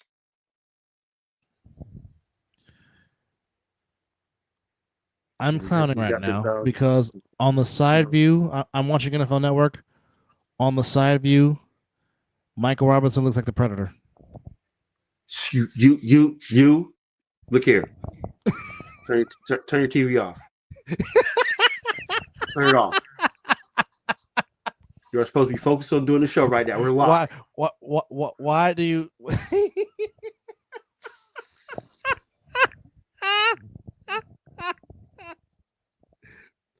Right when you said turn the TV off, why do I have that Kendrick Lamar beat going in my head right about now? When you said that. Burp, burp, burp. It's not enough.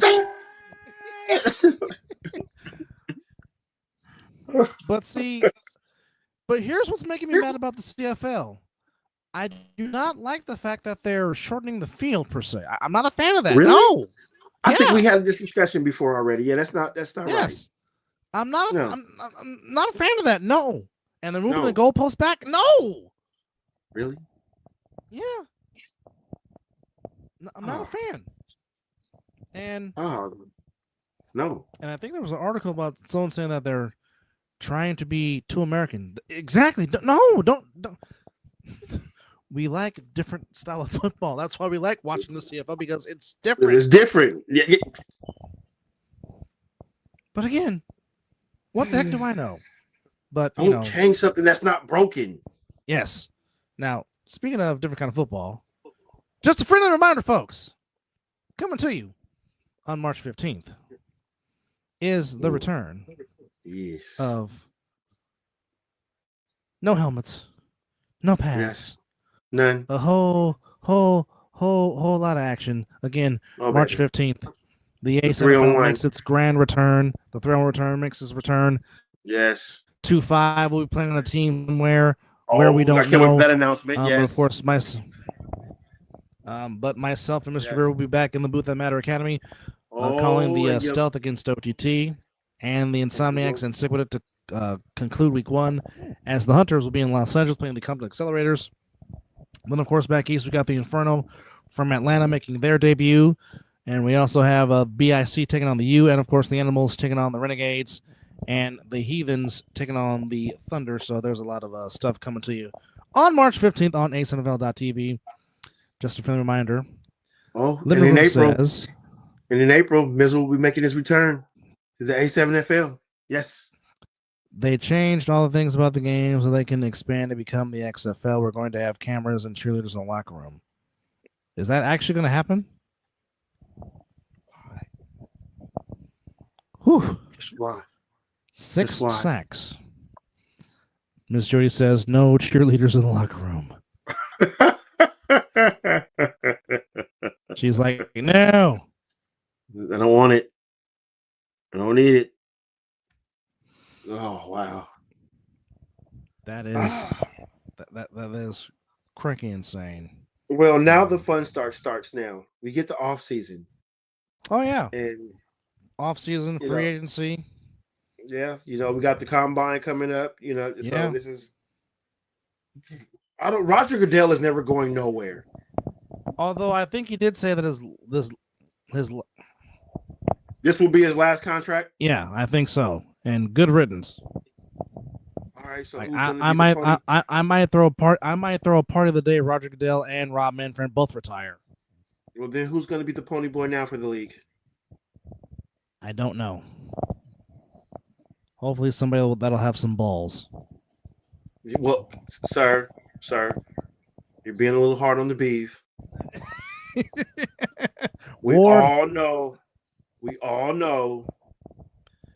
runs the league. He is just a face, just like the president does not run the country. Yes. He's a face. Yes. Roger Goodell is a face. Yes. 32 owners run this league. The Summer Olympics will be in Los Angeles, California in 2028, and that's when flag football will make its debut. We don't know if NFL players are going to be on flag rosters, which I know they're trying to, but I don't know if it's actually going to happen or not. Is the season going to be over when the Olympics are? Yeah, I think so. It'll be preseason. Oh, that's not happening. It's not happening. It's not happening. JP is on fire tonight. The bad guy is doing what the bad guy does. Facts. Oh yes. But real quick, let's talk about your beloved Tar Heels making you very happy on Saturday, walking off the Blue Devils. Fuck that team. The Dean Dome. Fuck that team up Tobacco Road. I mean, it was looking pretty ugly in the beginning, but then Mr. Caleb Williams said, "Hold it," and just kept us in the game. And then it's good how the tables have turned, because it's been many a time had Duke has been on that court in that same situation, or we're up one. And somebody, Seth Curry, has done it, bastard. Austin Rivers. Why did you have to mention that? His dad, look, his son and his dad just breaks my fucking heart. So anyway, but it was good to see that it finally came our way.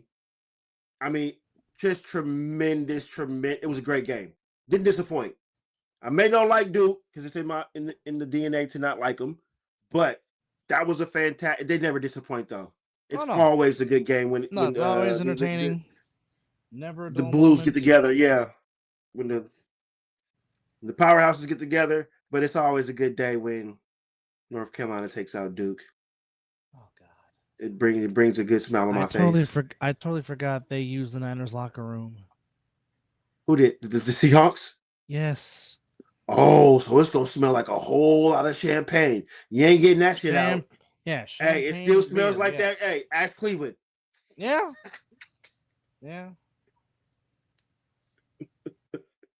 Oh, that's gonna smell like a whole ton of champagne. See, that's why we gave the Chiefs, I think, the other locker room. They didn't get the main locker room. Smart move by Mark Davis to put an extra locker room up in there. No. You don't get that one. Yeah. Myles Garrett and Justin Jefferson confirmed the Olympics. Article, proof, video. One would like to know, because we back up what we speak and see on the show. Want to make sure our facts is right. Just like the facts of life. Great show, by the way. Well, but the Tar Heels did their job, and that was good. That's a good win for them. Good win for Hubert, because I was starting to worry about Hubert, and I was like, hey, did you peak too soon? Should this have been reversed? So, yeah. Is hockey on their break? I believe so, because of the Winter Olympics. Yes. Okay, because I was wondering. I'm like, man, I haven't heard nothing from our Sharkies, and they got us invested, and now they take a break. Yeah. Because I'm almost locked in. Yeah. They're almost getting me full invested. But yeah, just don't win the President's Cup. They are on hiatus with the Winter Olympics going on in Italy right now. Perfect. They need a break, because they've been playing some good hockey. Yes. So this is good. What's the mental? I like it. Speaking of ice hockey, in the women's, the Swedes beat France 4-0, and the Czech Republic beat Finland 2-0. I mean, that's kind of like an unfair advantage. Sweden, they're pretty good. Yeah. Yeah, they are. And also, while you're looking, I think Marvel lied to us. We were supposed to get a damn trailer. We were supposed to, yeah. And I believe Spider-Man too. Yeah. But no, did not happen. Those bastards. Yes. So about the only reason why I really sat through all these commercials. Yes. I don't like commercials. Yeah, no. Even though the singing toilets was pretty funny. I ain't gonna lie. Singing toilets was pretty funny. I like the Budweiser commercial. It was pretty American. The Bud Light Bud Light winning commercial. No, it was a Budweiser. Budweiser. I was it the Clydesdales? You missed that one? I missed that one. Yeah, the Clydesdale Eagle. Yeah, that's the one. Yeah. I missed that one. I might have been taking a quick nap. Now the Bud Light one was pretty. I figured you probably dozed off in the middle of the game. That's just it's in your DNA. Well, I mean this particular game was kind of boring. Was it a snoozer for you? Yeah, you did say it was a snoozer. I mean, who would have thought? Like I said, the two most boring Super Bowls both featured the New England Patriots. So, what does that tell you about the Patriots? But again, the Patriots made history because now they have the most losses in Super Bowl history, and they are a 500 team. Now again, yes, I know Brady has 7. You can throw the whole Tom Brady thing in there, but it does not change the fact that the New England Patriots, as a franchise, as a whole, are a 500 Super Bowl team. This is true.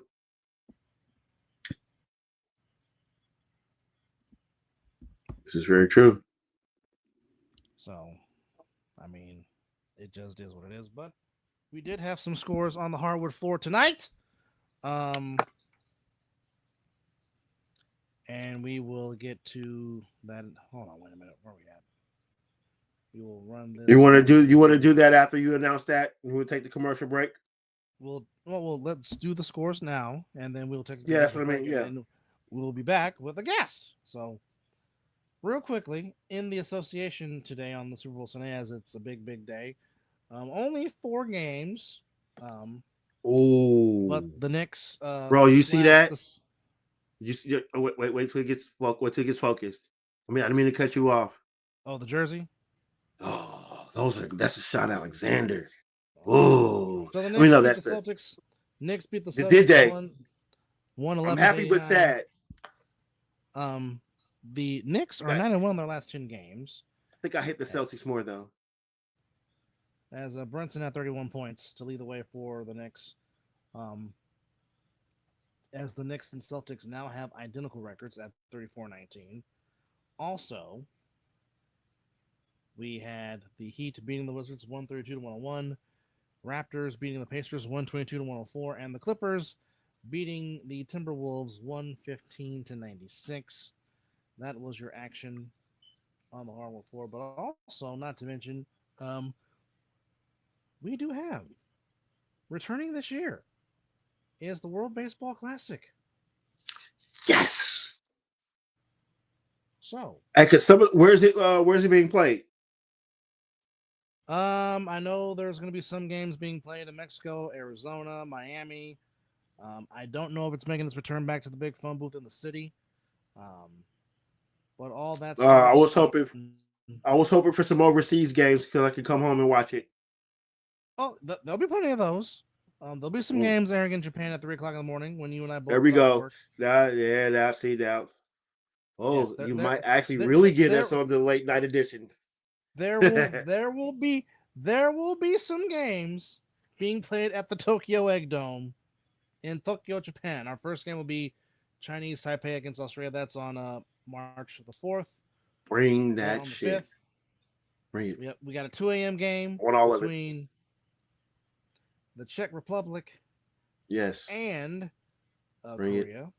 That's at 2 a.m. Talk to me. Then we got again Czechia playing Australia on the 5th. Then on the 6th, a plethora of games. Japanese against Chinese Taipei. Cuba against Panama. Netherlands, the Dutch against Venezuela. Mexico against Great Britain. Puerto Rico against Colombia. Nicaragua that against should be the good. DR. The United States, their first game against Brazil, and Chinese Taipei against Czechia. So again, next month, World Baseball Classic coming to you live and in charge. But right now, folks, we will take this time out and have on a special guest. And ladies and gentlemen, just a friendly reminder that you are watching the Mizzle and Duff Show. But in the meantime, check out this. Yes, ladies and gentlemen, it is the Night Owl edition of the Mizzle and Duff Show. Yes, vote for us, vote for us. Welcome back. Thank you for tuning in. He is Mizzle. I am Dub. And did y'all miss us? Because we missed you. Our apology. Oh, and we are live.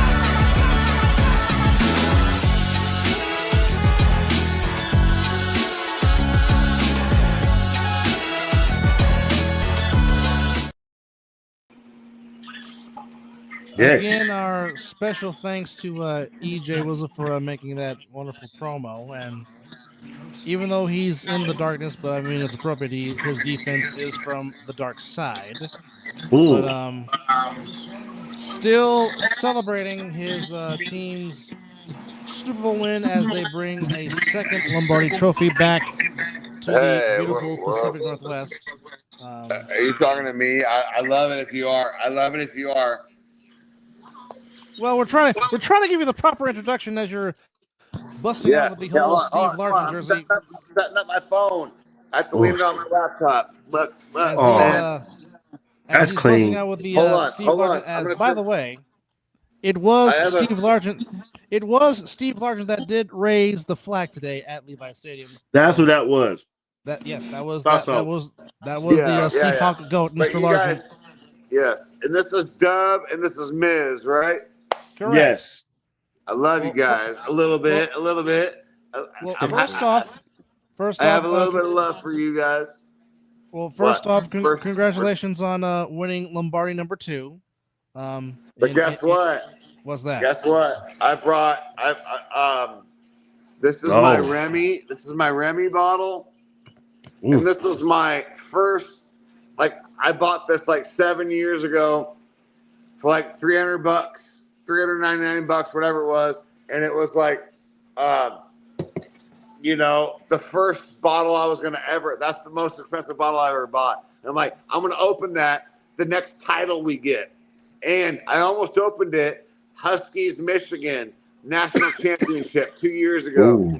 Huskies got beat. I didn't open it. That was the closest. The Mariners, right? We almost got the big deal, World Series. But tonight, that was it. This is it. Here it is. All right, now my first question is, will you be at the parade? That's 100% yes. Okay. Nice. All right. There we go. So that because here's why. Not only am I a realtor, which means I can just tell you where I'm going to be and who I'm not going to be with and whatever. And then my children, my daughter's 31, and my son is 21. Mm-hmm. So I mean, how old would you be right now with a 31-year-old? That's my daughter's age, and she's given me 3 grandbabies. So I have 3 grandchildren from her. I'm a grandpa 3 times over. I would be 49 when my daughter turns 31. There you go. So that's not unheard of for you to be in my boat. I'm just like a year ahead of you, maybe. Yeah. That's the way that shit works, man. Hey, Dub, do you have children? I do not, no, sir. I didn't think so, because the way that whole thing played out. Hey, man, look, that's a whole different life. I don't know about it. It's probably fulfilling in lots of ways, but I can't imagine not being a parent. But he is. Everybody has their everybody has their jams, and I don't want to interfere with nobody's jam. No, well, the thing for me is I would love to be a father, but the thing is I'm just not going to get any woman pregnant just to say that I'm a dad. No. Yeah. If I'm gonna do this, and I've always said this, I want to do it right. So. Yeah, 100%, brother. If and when that time comes right, it'll happen. But in the meantime, this is about you and Absolutely. your beloved Seahawks winning their second Lombardi Trophy. So just go ahead. The floor is yours. Give us your thoughts on what you saw today out there in Santa Clara. First of all, how do I get this shit that I'm seeing on my phone on my laptop? Like, is there a link that you guys email me? Because I'm looking on a very small phone. Did you send me your email? If you send me your email, I can send it there. It was the same way we did it last time. I think that was through. Yeah, okay. Just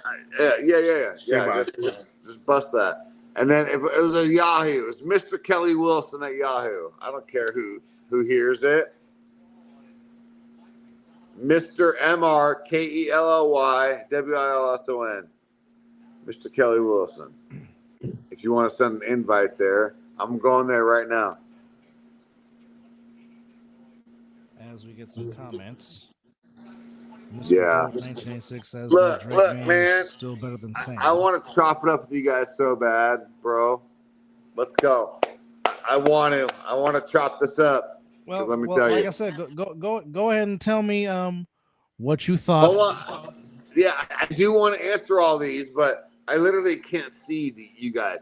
You guys are on such a small. It's like this little. I don't even know where my fingers are. It's like this little screen, and then in that little screen, you guys are little boxes on it. I have no I can't do this, but I want to do this. So let's do this. Well, just give us your thoughts on what you saw out there and just what you. I think it's unfortunate. Mizzle just said to check your email. Yeah, I'm on my email. The Mr. Kelly Wilson at Yahoo. If that's the one you gave him, yeah. Oh yeah, SteamYard. Got it right here. Hold on.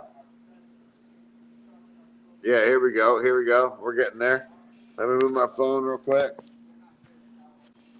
Well, there was some big AEW representation. Here we go. Oh, there it is. C-Town Kelly. Yes, this is how we did it last time. Okay. I'm going to hang up my phone. We're going to add you to the stage from your computer. Yeah. There we go. I just had to hang up my phone. All right.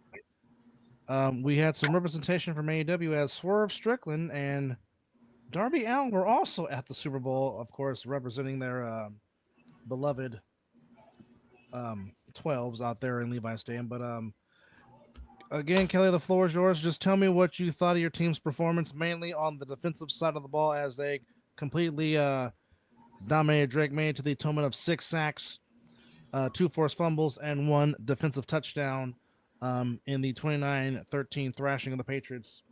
And the Seahawks win their second Lombardi Trophy. So the floor is yours. Okay. Well, I think that the first thing that I would say is that,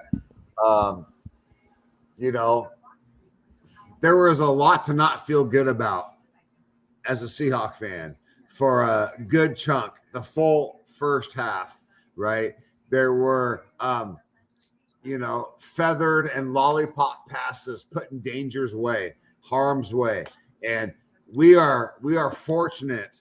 We are fortunate the Patriots didn't turn plays on those. There was 2 pick-6 balls that were offered up by Darnold early. And, God bless America, they weren't capitalized on. And then I thought Darnold settled in for a little bit. But at the end of the day, this game was a defensive game. Period. End of story. Yep. The Seahawks absolutely did. When they showed that first half graphic of all of the Patriots drives, and it was 5 in a row, and they were all punts. Punt. Yep. Punt. It was like -4 yards, 11 yards, 26 yards, -8 yards, 11 yards, and 31 yards. It was like nothing. Like They had no shot. It doesn't matter who the hell we had at quarterback. Sam Darnold, nothing. So here's the insult to myself when my sports radio guys go, is that Sam Darnold didn't really put away any he didn't silence anybody with this. He didn't. And that narrative is going to fester. He didn't silence nothing. He didn't play well. But guess what? He didn't have to. He didn't have to. So we're so fucking dope that he doesn't have to. We're so fucking good that doesn't matter. But it matters in the, coffee table talk shows and podcasts about Sam Darnold. Sam Darnold threw under 50%. Under 50. He was like 11 for 26. It was crazy how bad he was. But guess what? That's not bad. Drake May, equally as bad. But guess what? We held up and put enough points up and did the shit that Kenny Walker, all that shit, dude. Oh man, that's the Super Bowl victory right there. This was not a display of quarterback prowess. There was nothing building that night that was poised, ready to sling that ball. Well, Sam Darnold actually finished 19 of 38. Right, that's 202 terrible. yards. Yeah, 19 of 38, dude. But He didn't really. That's terrible. Did not turn the ball over. Threw one touchdown pass. Only was sacked once. Mm-hmm. Look, this is my guy. I'm just saying, this was, dude, there was a time where he was like 5 for 17 or 5 for 16, something like that. And can you go to the count that he was getting pressured? But both defenses were doing. Here's the thing. During all of that turmoil in my head of like watching my quarterback not perform, never, ever today, ever was I scared about losing this game. I had no fear this whole game that the Seahawks would win. I didn't know how. We do it differently a lot of the time. The Seahawks, they don't lose. They don't lose. I don't know. Your defense has been on fire since about, I would say, week 3? What did I say, Doug? Week 3, week 4 was where they? Well, pretty much week 1 against your Niners. But I'm just saying week one. I said they're legit. Yeah. Their defense is legit, and I stood on that hill all season long.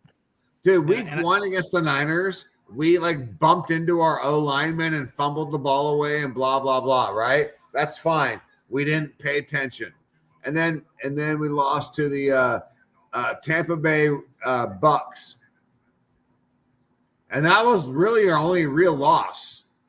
The next loss. That game against the Buccaneers was back and forth, and it was the last second field goal that beat y'all. But that was like really a true loss, in my opinion. Like that's a Seahawk loss. Like you take your loss. Realistically, y'all should have beat the Rams 3 times because y'all had a chance to beat them despite the fact that you turned the ball over. Bro, that's my point. That's you're also saying my point. Like that's the only real other loss. Like we have everything covered after that. Yes, you're right. You're absolutely right. Go ahead and say what you were going to say, though. I apologize. If I'm not mistaken, then I'll go to the tail of the tape, if you will. Oh, a little boxing reference while we're doing football. Let's go. Okay, let's see here. Hold on. Let me count here. Hold on.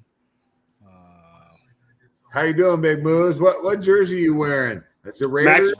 Max Crosby, yeah. All right. So Mendoza. Well, hopefully, is he gonna really like change the culture? Well, I think he can. I like his positive attitude. Kind of reminds me slightly how Derek Carr came to the team, speaking the same way. I would like to see what him and Kubiak are going to bring together. I just hope we beef up that offensive line to protect the young man. That's it. But basically, you guys finished the year on a 10-game winning streak to close out the season. Boom. So there you go.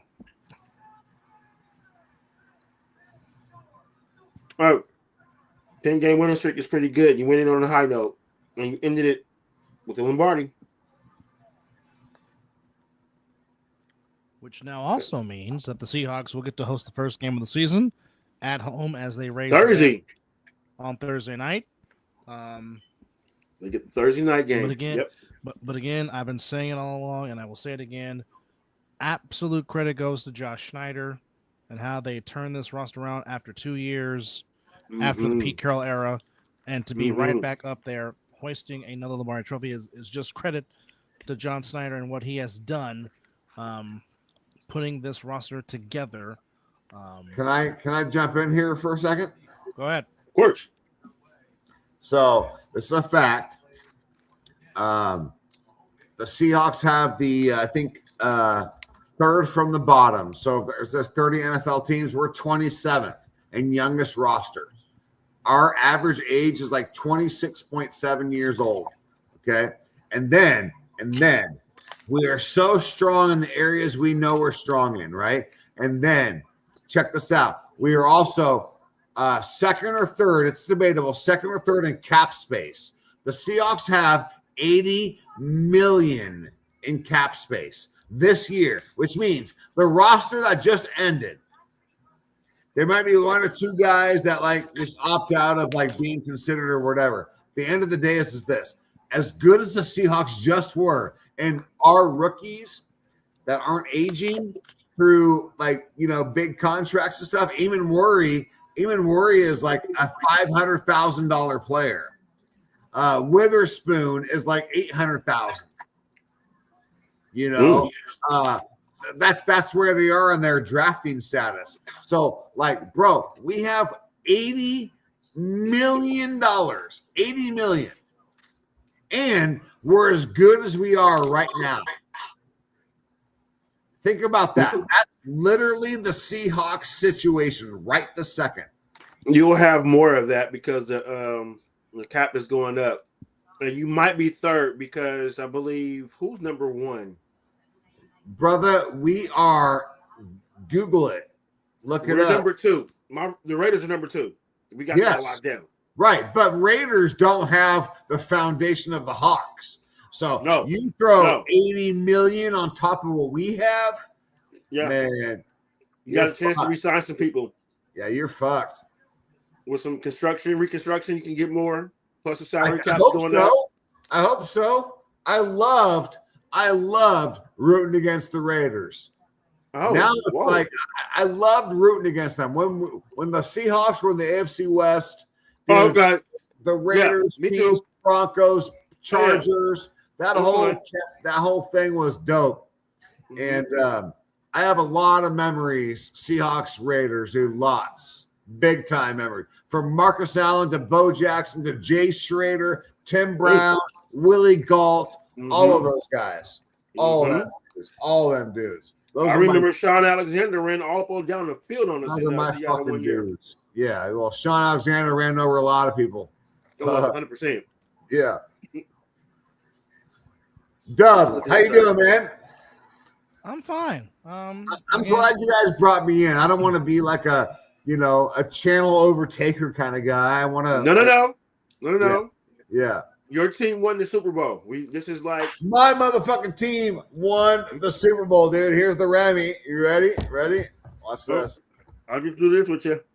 Hold on. No. Oh, shit. Here we go.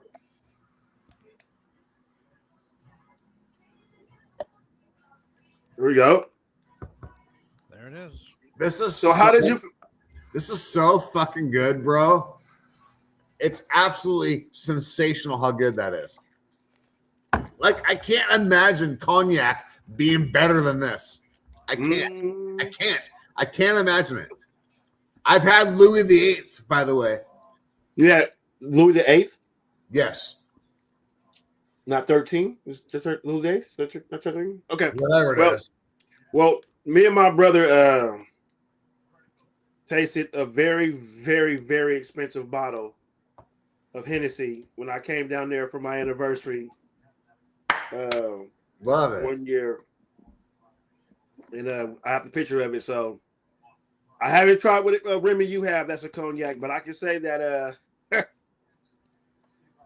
That was a pretty expensive fucking shot, but it was goddamn worth it. Yeah. Oh yeah. It was literally the last of that particular bottle.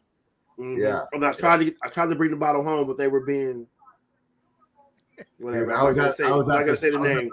I was at this restaurant once, dude, and the owner, because I was the director, so the owner and me were like 1 and 2. He was the 1, I was the 2, and I was kicking ass, and that's why we were at this restaurant.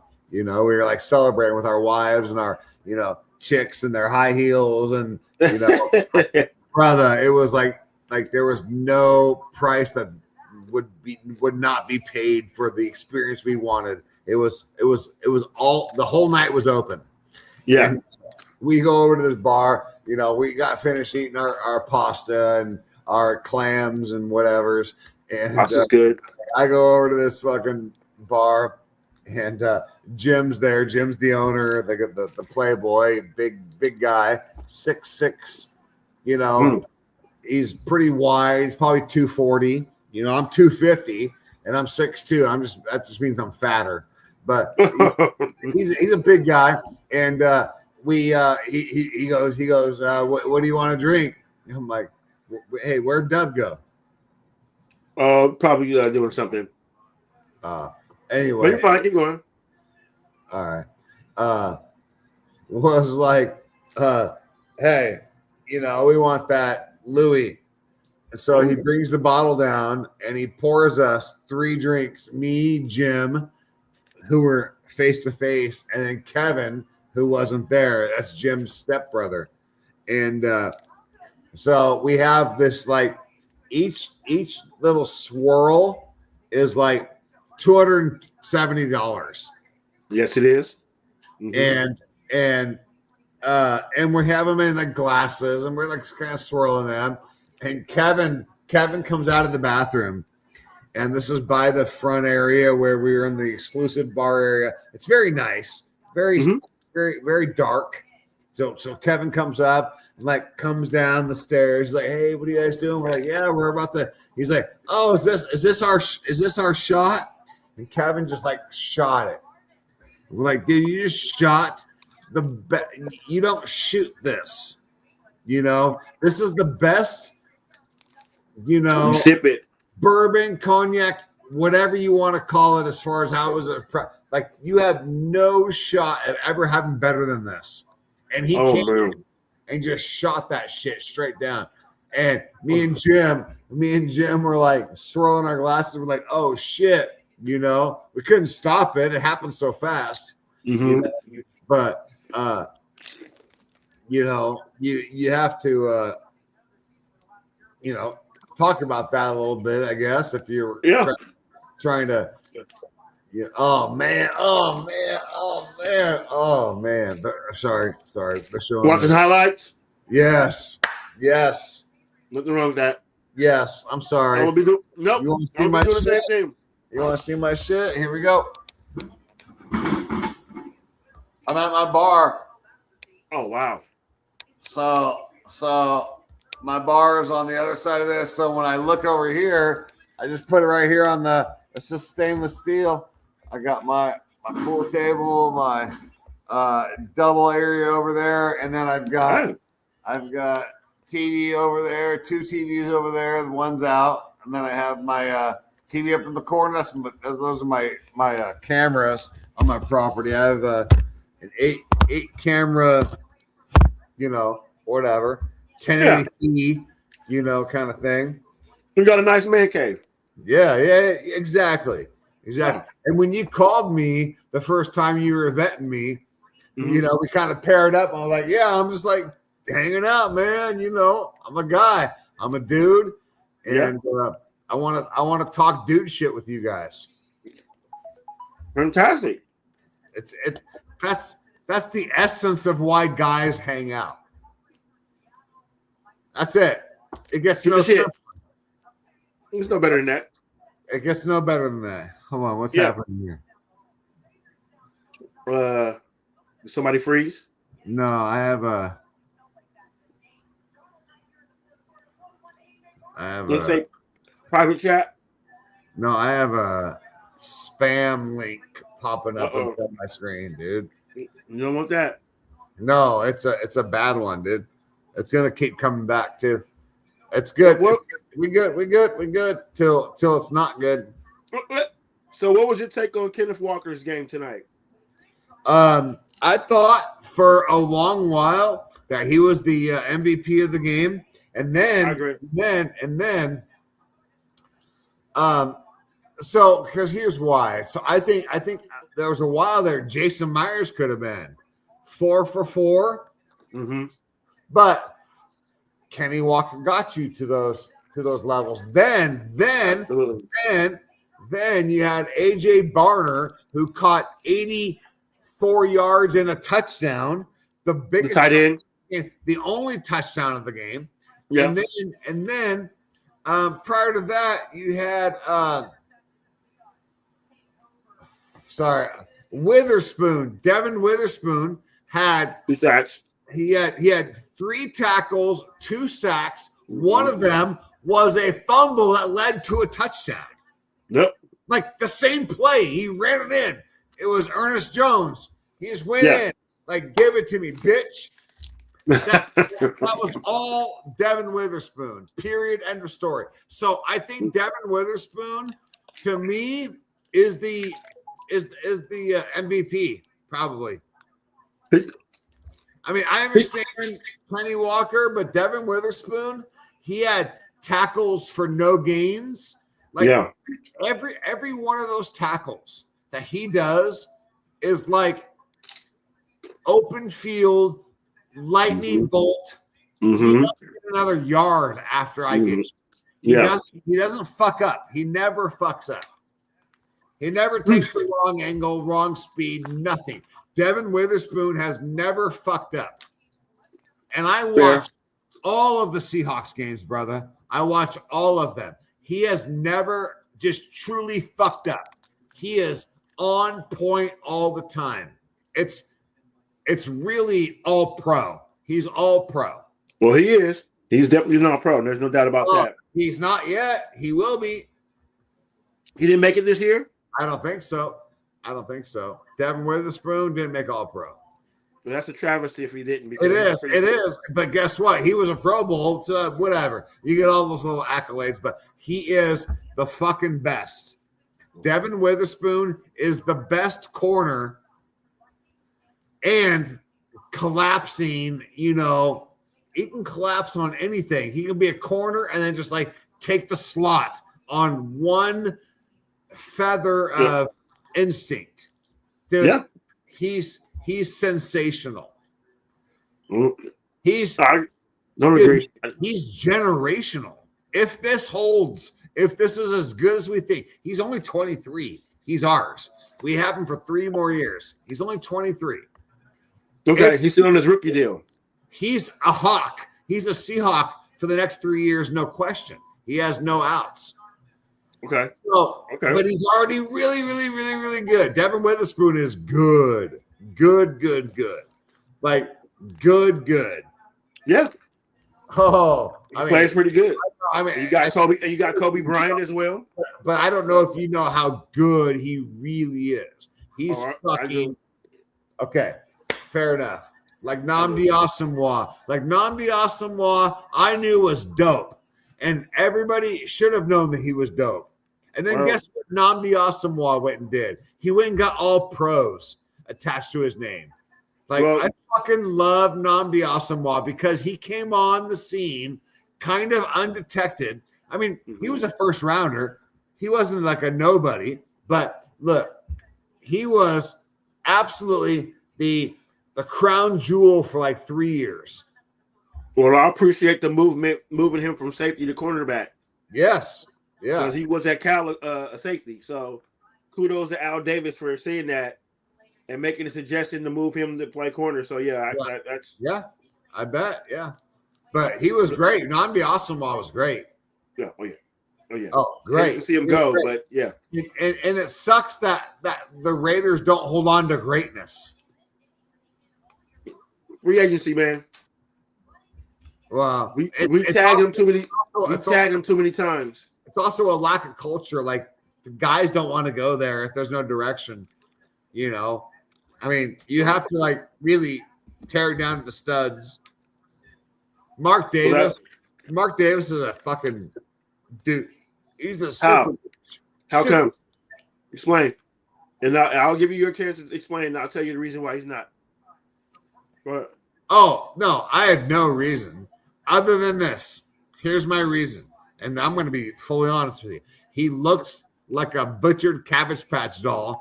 And his dad, who empowered him, was – I'll talk more on Al Davis more than I can Mark Davis. I can tell you about all the fuck-ups of Al Davis. I don't know much about Mark Davis, other than he looks petulant. He looks like a douchebag, and he is really cringy all the way around. Well, that's a pretty good. That's a shame that you can go all that by just what he looks like and not know what he said when he took over the team. So I'm gonna tell you the reason why you're wrong. Okay. Mark Davis has been doing everything he can to build the Raiders back to what his dad had them at. When he first took over the team, he said he's going to put people in front of him that knows the football operations. He is sitting back as an owner. He is not in there saying this, that, and the third. He hired Reggie McKenzie. Reggie McKenzie got us out of fucking purgatory when it came to the salary cap. Okay, he tried with Gruden and what's his face from the NFL Network. Obviously, I don't know what the hell he was trying to do when he got Josh McDaniels and that guy. But right now, what he's doing is right. He got a general manager that's going to be a general manager. He has the back of Tom Brady, and he's sitting back and letting him do their job and just spending that money he's getting while he's in Vegas. So how do you tell me that he's a bad owner? You said you didn't even know much about him, but just because of the way he looks, that's kind of pathetic. If you ask me, I'm sorry. I'm just. Well, hold on. First of all, don't say it's pathetic when I pronounce it before I speak. Well, you just said by the way he looks. That's the way you said the way he is, right? Am I wrong? I was offering my, patheticness before you can counteract. Like I was saying, hey, I don't know everything. Right? No, but you said the reason why. No, because he looked a certain way. You, brother, I can go back. No. You're absolutely right. You're 100% right. So that's why I'm saying if you're going off just about the person's look, I wasn't. He's a bad owner. I wasn't. He said he was a bad owner by the way he looked, and I said that's pathetic. If that's the way. Listen. That was one talking point. No matter how you throw it out there, Kelly, I'm sorry. You said the man's a bad owner by the way he looked. Listen. And that's kind of bad. I heard what you said. You know what? Take Mark Davis and he can kiss my fucking ass. You know what we are? We're Seattle. We fucking win. You can have on your high horse because you won a championship, but you're not going to sit here and talk about my owner when you really don't know much about him. I'm not enjoy your Super Bowl. I already enjoy your win. I already told you I don't know much about it. But you literally just sit here and said that he's a bad owner by the way he looks, sir. Well, okay. If that's your interpretation, go for it, man. That's not my interpretation. That came out your mouth. No, it did, but you have to frame it contextually. Move on, Dub. Bring us back on page. I'm not about to sit here and argue about a guy that. I don't want to either, my man. I don't want to either. But look, we do have to be healthy and. I agree, but you're just not going to sit here and say something about my owner when you don't know squat about him. And I'm just going to leave it at that. Well, now I know a little bit about Al, before Mark, and that was where, Heisman's went to die. And you know what? Art Shell. Marcus Allen didn't die. Art Shell should have never Tim Brown didn't die. He should have never been Marcus fired. Allen didn't die. Tim Brown didn't die. What? You said that's where Heisman go to die. Marcus Allen didn't die, and Tim Brown didn't die, as they had great careers being the Raiders. So what are you talking about? What are you talking? Move along. Let's go. Move along. I don't have time for this. I don't have time for it. All these guys, Willie Gall, all these guys, for it. Not to die, but to not get. No, the words that just came out your mouth. to not get rings, right? You go to die. Like, as an athlete, you want to be a champion. And these guys weren't. And that sucks because I loved all of them. I loved a lot of them. Not all of them, a lot of them. I didn't like Romanowski as a Raider. He wasn't drafted by the Raiders. I know. That's why I said I didn't like him as a Raider. I was a Bronco. I know who I'm talking about. But, look, I was there to try to root on Gruden and really, get behind those guys, dude. I grew up in the AFC West, right? So I had a Raider brother who's 52, and he's a gangster Raider. So he has the triple fat goose, whatever. That's the culture I grew up in. I had a Bronco brother, and I was the Bengals. And so, hey, shit happens. We all have different eras of our lifestyle. I love the fucking Raiders, bro. Don't think for a second I don't want to see that franchise flourish and be dope again and be tough again and to have a real, take no shit. You got to face the Raiders shit. And I know you guys always think that, but it's always 5-12 and 6-13 and whatever. It's like, I really want the Raiders to be fucking kick ass, dude. I promise you. I fucking love the Raiders. I know all of them. Patera, Jay Schrader, Rich Gannon, Jim Plunkett, Roger Craig, anybody you want, Darren McFadden. I know all them dudes, man. I love the Raiders. Don't get that for a second. I'm an AFC West boy, and I'm older than both y'all. Well, currently you're in an NFC, but yes, I understand. Right, but my whole life was AFC. Yep. But that's not what we're talking about, though. But yeah, you're right. We're just talking about I just think the Davises. When you get owners that think they know better or they're smarter than the room or, they don't trust their advisors or whatever. And I'm not saying Mark is this guy, but Al Davis was a stubborn SOB, and he halted that franchise for about 12 to 15 years, depending on who you talk to. So, Mark, I don't know. Maybe I'm giving him an unfair, entry into my lexicon of sports owners, but I just think that this is probably going to be a lot of the same because he has not impressed me in any fashion sense, etiquette sense. He's not a bad guy. He's just kind of doofus, right? Kind of doofus, a little bit doofus. Move along, Dub, please. Now, here's my question as we're getting back to the Seahawks winning. Okay, I'm sorry, Miz. I'm sorry, bro. I'm trying to be I don't want to pick a fight with you, bro. I don't. There's no picking a fight. You're just going around in the same circle, and I'm just done going around that circle. Yeah, let's move on. Let's. So, Kelly, in your view, did they get it right giving KW3 the MVP? Okay, go. In your view, did they get it right giving Kenneth Walker III the MVP of the Super Bowl? For TV, yes. No, I think the football game was different. No, I don't think so. I don't think they got it right. If you had a vote, who would have been your MVP of the game? Devin Witherspoon. Okay, so give your take on why you think Witherspoon should have been the MVP of the game. He had 3 tackles and 2 sacks, and one of his sacks, the second of his 2 sacks, was the one that led to the fumble that in the same play we ran in for a touchdown, and that separated the game, beyond, recoverability. Devin Witherspoon was all over the place. And guess what? When stats don't tally because there's nothing to say that you were this good at this thing because there's no category for it, Devin Witherspoon is sensational. He does things that don't show up ever. But he had 2 sacks, 3 tackles, and one of his sacks led to a fumble that they returned on the – I think Devin Witherspoon's a strong candidate for MVP. Very interesting take. What do you think? Says that what do you think? Jason Myers was the MVP. Well, it looked like it was going that way until they finally found the end zone. However, Now, who on your current roster right now, who is a free agent, and who would you bring back and resign? Out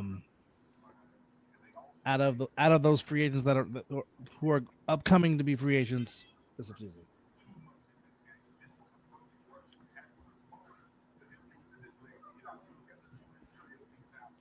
Who are you asking? Out of the players on your team that are you upcoming asking me? to be, I'm asking you. Oh, okay. Okay. Who would you sign that are free agents? Who would you bring back to try to keep the core together? Well, I don't know all the option year details, but I'll tell you who I want to have back. I mean, Sam Darnold, no question. Barner, absolutely. JSN, he's like 600,000. Tell you what, we have JSN for like one more year at 600,000. Then he's going to jump to like 28 million. He should be still on his rookie deal, right? He is on his rookie deal for the next year. Mm-hmm. Yes. So we have him. Then he's going to be like 28 million, right? Something crazy. So Darnold's friendly, but we have we have an option on the third year. The next one's the second year. That's what I was going to ask you. Okay. Yep.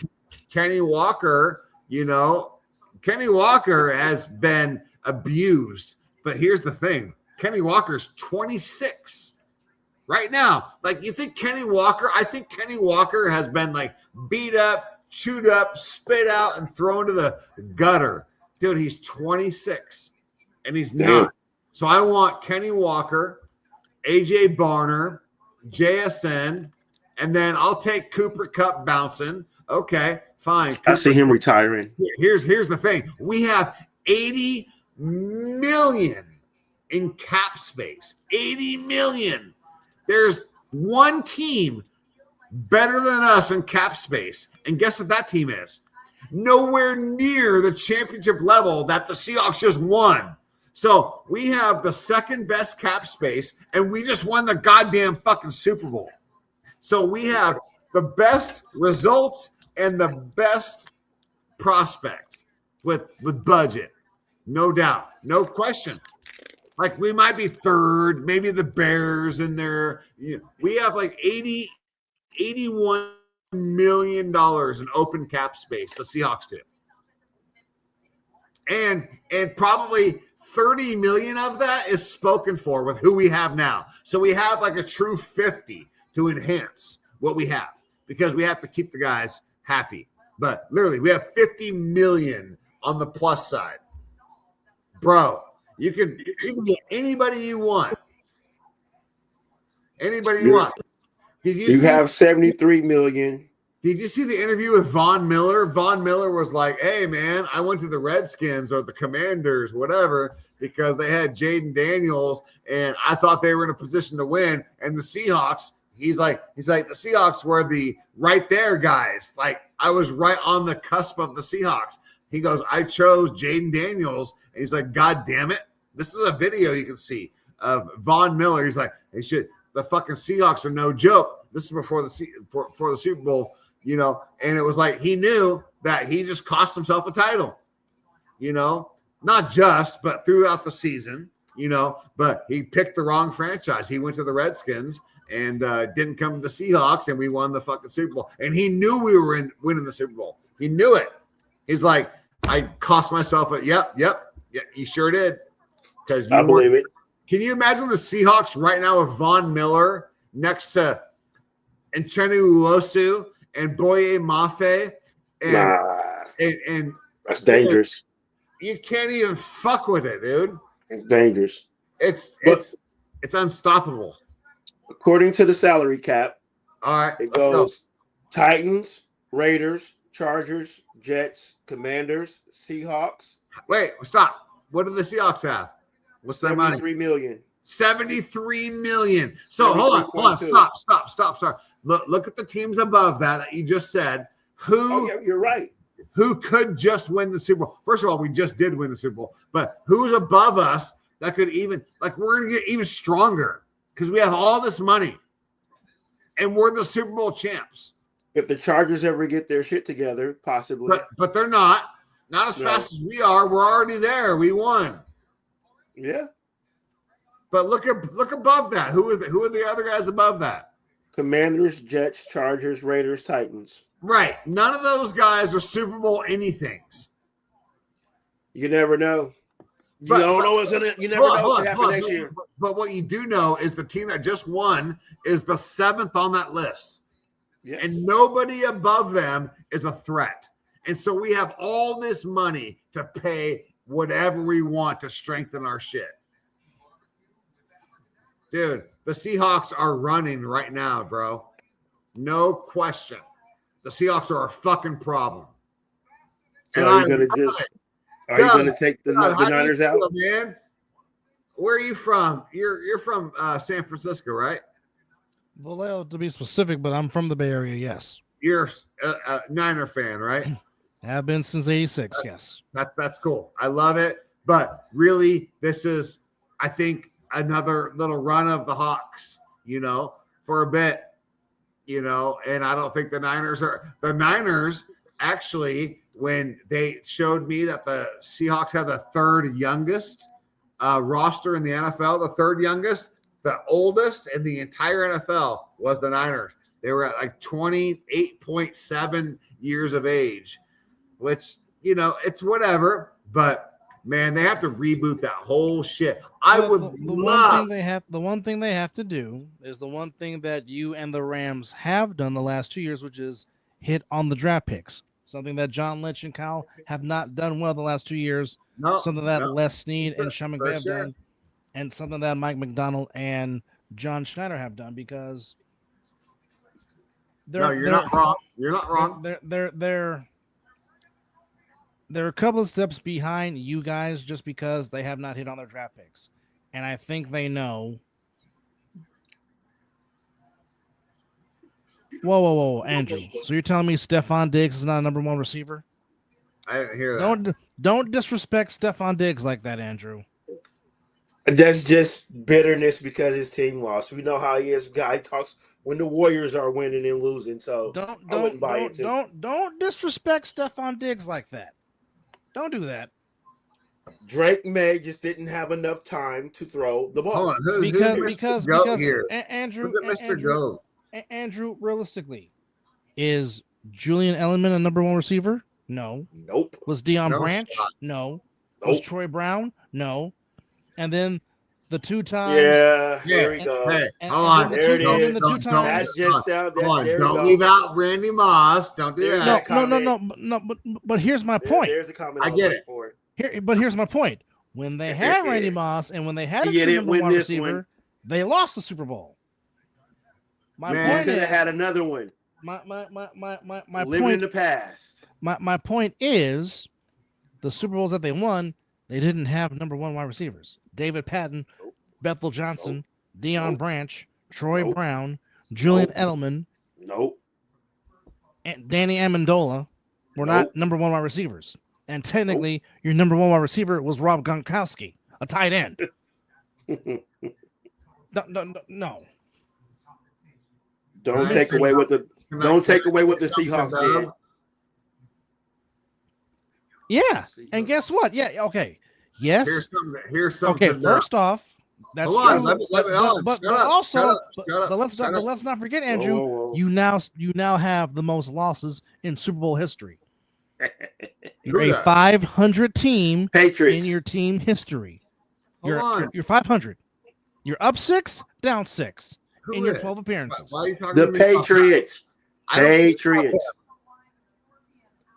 I don't care about the fucking Patriots. Why are you talking to me about the Patriots? No, we're in the chat. We're responding back to the comments. No. I was going to respond to what you just said, Dub. What did you just say? Dude, you have to recap me. You already lost my train of thought. I already know what I was going to say, though. I was going to say this about what you just said, and I don't remember what you just said, is that I agree with literally almost every fucking word you just said. I believe in it, and I totally agree with, like, I don't know what you were just saying because you interrupted the whole flow, but I'll tell you what, man, my response, I was raising my hand like, hey, man, this is exactly how I feel about whatever team you were talking about or conference or what were you saying? What I was basically saying was he was saying that they didn't have a true number one wide receiver, and I said, don't disrespect Stephon Diggs like that. And then I went through the list of all the receivers the Patriots had, and they really never had a true number one wide receiver. And then when they did get Randy Moss, they lost in the Super Bowl. To Eli. Well, hold on. That wasn't the thing that I was commenting on. Because I can say things to that, dude. The Patriots have had good receivers. Lee Evans was dope. Good receivers, yes. But what I'm saying is, when they won their Super Bowls, they really didn't have a true number one. Yeah, for example, like you play the Seahawks. That was the thing that you were talking about earlier. That was the thing when you named all these guys from Edelman to whoever the white running back was in like 2006, whatever that guy was. Like you named them all already. And my point was that you are so right in a lot of regard, almost every regard. I have a few variances, but very nitpicky, dude. Like you exactly understand that, recipe of success.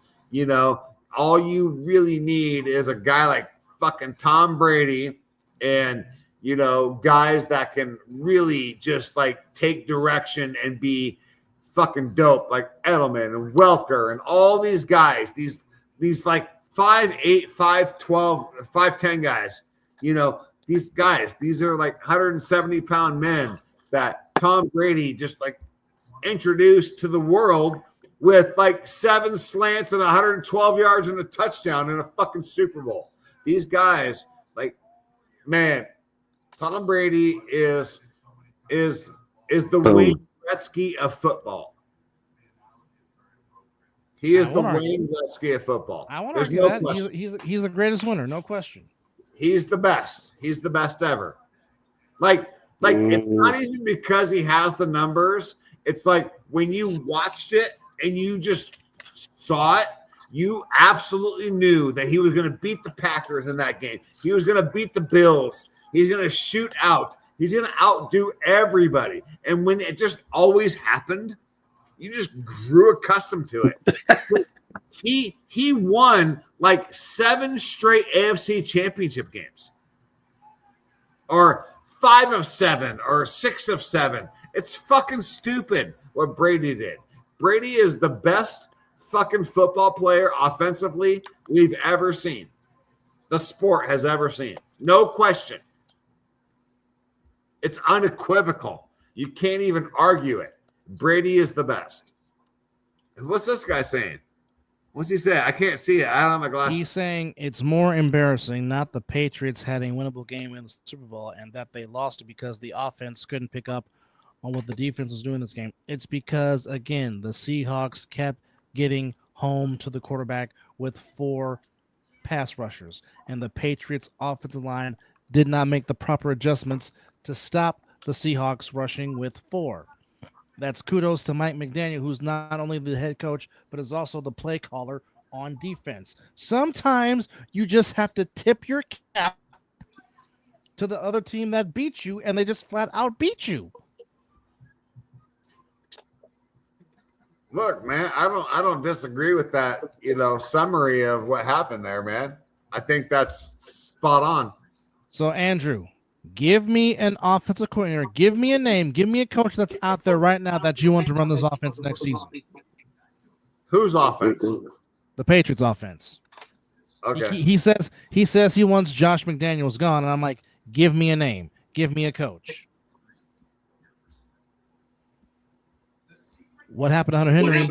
Drake May could not get him the ball because, again, the Seahawks front 4 kept getting pressure to where Drake May couldn't step into the pocket to throw to his tight end. That's what happens when you play a good defense. Yeah. Which we didn't say it for like the 8th time. Even Peyton Manning in Super Bowl 48 didn't have time to throw the ball. Why? Because they got home with 4 and couldn't stop Michael Bennett. And the reason why the Chiefs lost to the Buccaneers in the Super Bowl, because that front 4, what was Patrick Mahomes doing? Running for his life the whole Super Bowl. What did Mahomes do last year? Running for his life. Why? Because Vic Fangio got, again, if you can get... Gentlemen, let me offer you a tidbit of advice. It just disappeared, by the way. When hey, we can all talk amongst ourselves as men and have like rat-a-tat-tat. When a subscriber asks a question, stop and answer the question. Oh, we do. No, that's what we've been doing. That question just went away. Yeah, because we answered it. When we take it away, that means it's been answered. There you go. Here you go. Geno Smith, Lakin Thompson, Metcalf, and others. Maybe ass. Hey, Raider guy, Miss, tell him that they're not ass. Geno Smith is ass. He can go. I love it. Yeah, but Kenneth Walker still ended up with 135 yards rushing, Brandon. Kenneth Walker was running for his life. He was running. That statement doesn't fit. Here's what happened. Kenneth Walker he was trying to run for his life to get to the end zone. He ran this way. He ran that way. He ran this way. He ran that way. And guess what else he did? He ran right into the Lombardi Trophy. Period. In a good way. Okay. Period. Okay. That's it. Okay. Okay. Hey, you can't leave that out, man. No, yeah. In a good way. Put that in there. Yeah. He was running for his life. Definitely a good one. Same time, dude. This is kind of fun. I like you guys. What's the it says I wonder if the Patriots will be ready. Who knows? That's what the offseason is all about. But they got their answer. Yeah, I'll tell you what. I'll tell you what, brother. If you want the true synopsis, I knew for a fact Drake May could not survive in our defense. He was chicken shit. That's fine. He didn't want to make a mistake. Didn't cough up, a turnover or whatever. Like, he was not ready for grown men to be all up on that shit like the way that shit went down, dude. I promise you, brother. If you watch that, I watched every possible, minute of it. And Drake May just didn't know how to deal with men that night, dude. Tonight, like it was very obvious that this. I like this statement. Bloodbath early. So, I like this statement. Patriots versus Bills will be a good salty rivalry next year. I like that. That's good. Yeah, that's maybe. Good.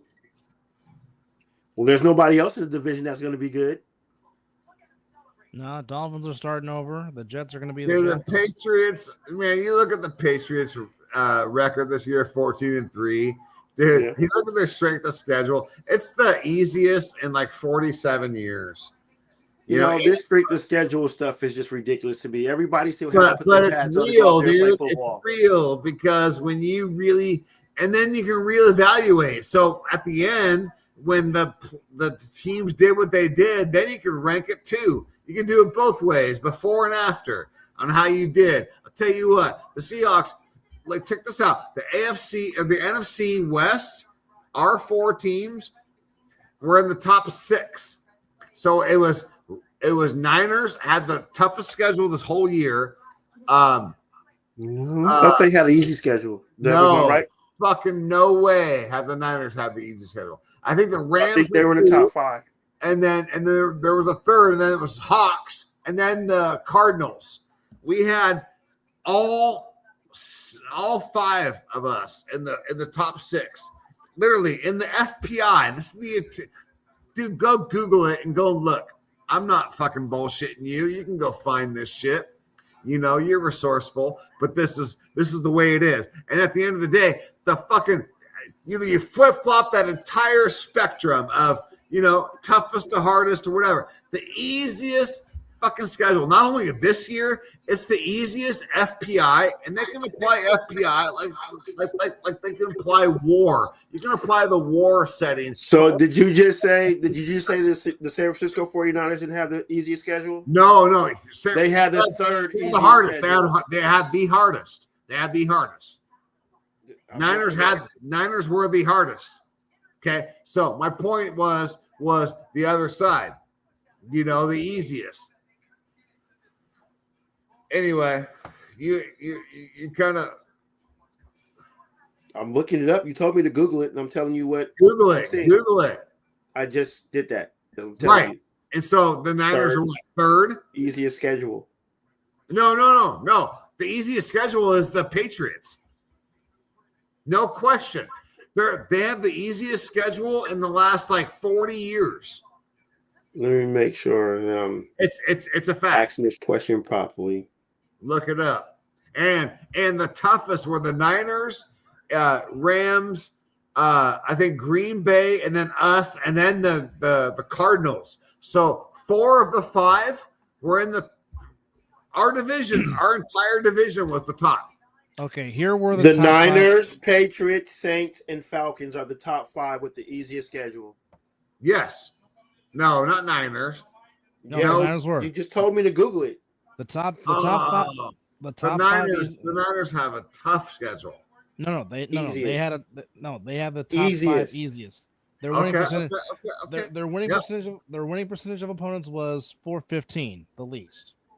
The Patriots were third with 429. The 5 hardest were the Giants 574, the Bears 571, the Lions 571, the Eagles 561, Cowboys, Vikings, Packers.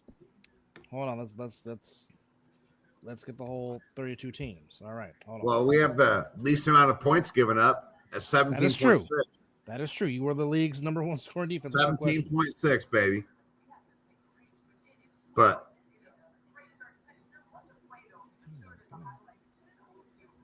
okay. Hey man, Miz, for real, that Niner thing is wrong, bro.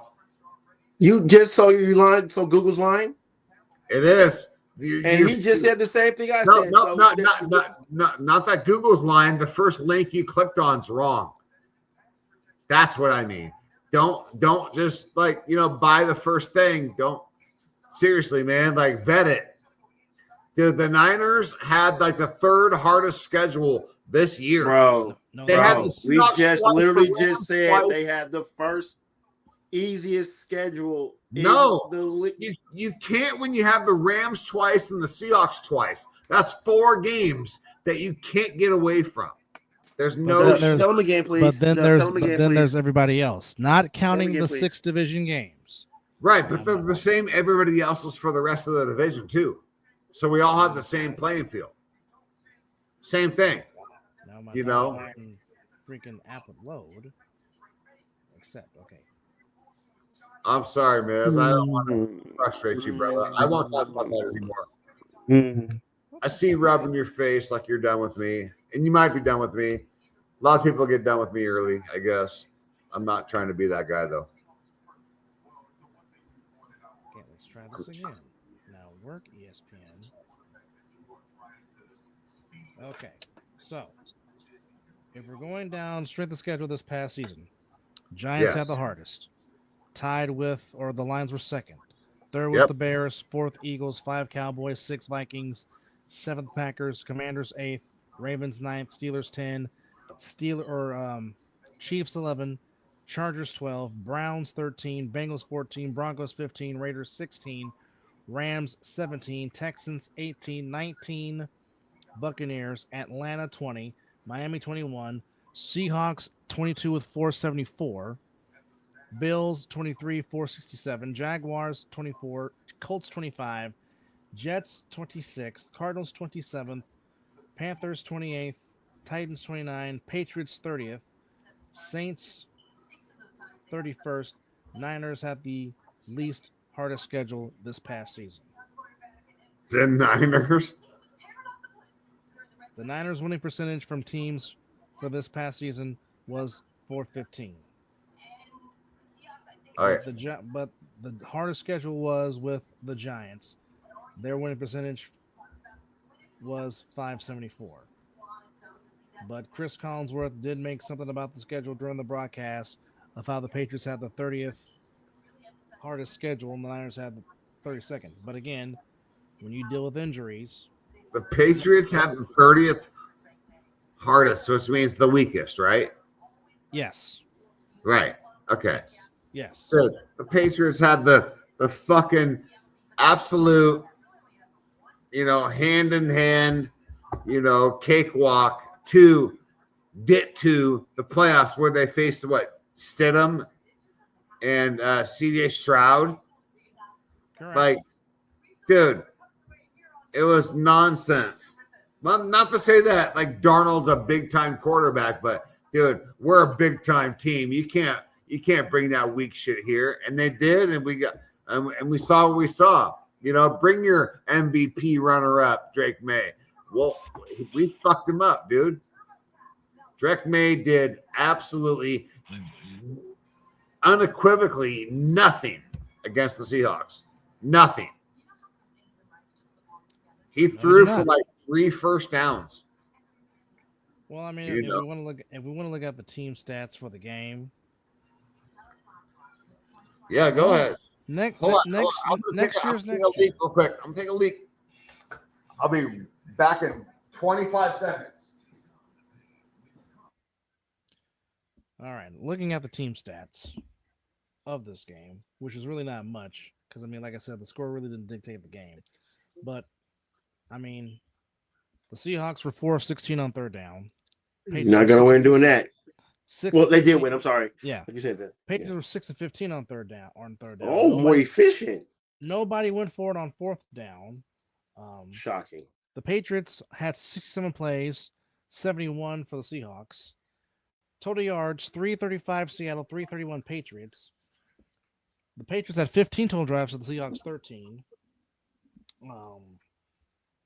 But the Seahawks ran for 141 yards as a team. And they need to throw the ball. No, didn't need to. Patriots ran for 79 yards.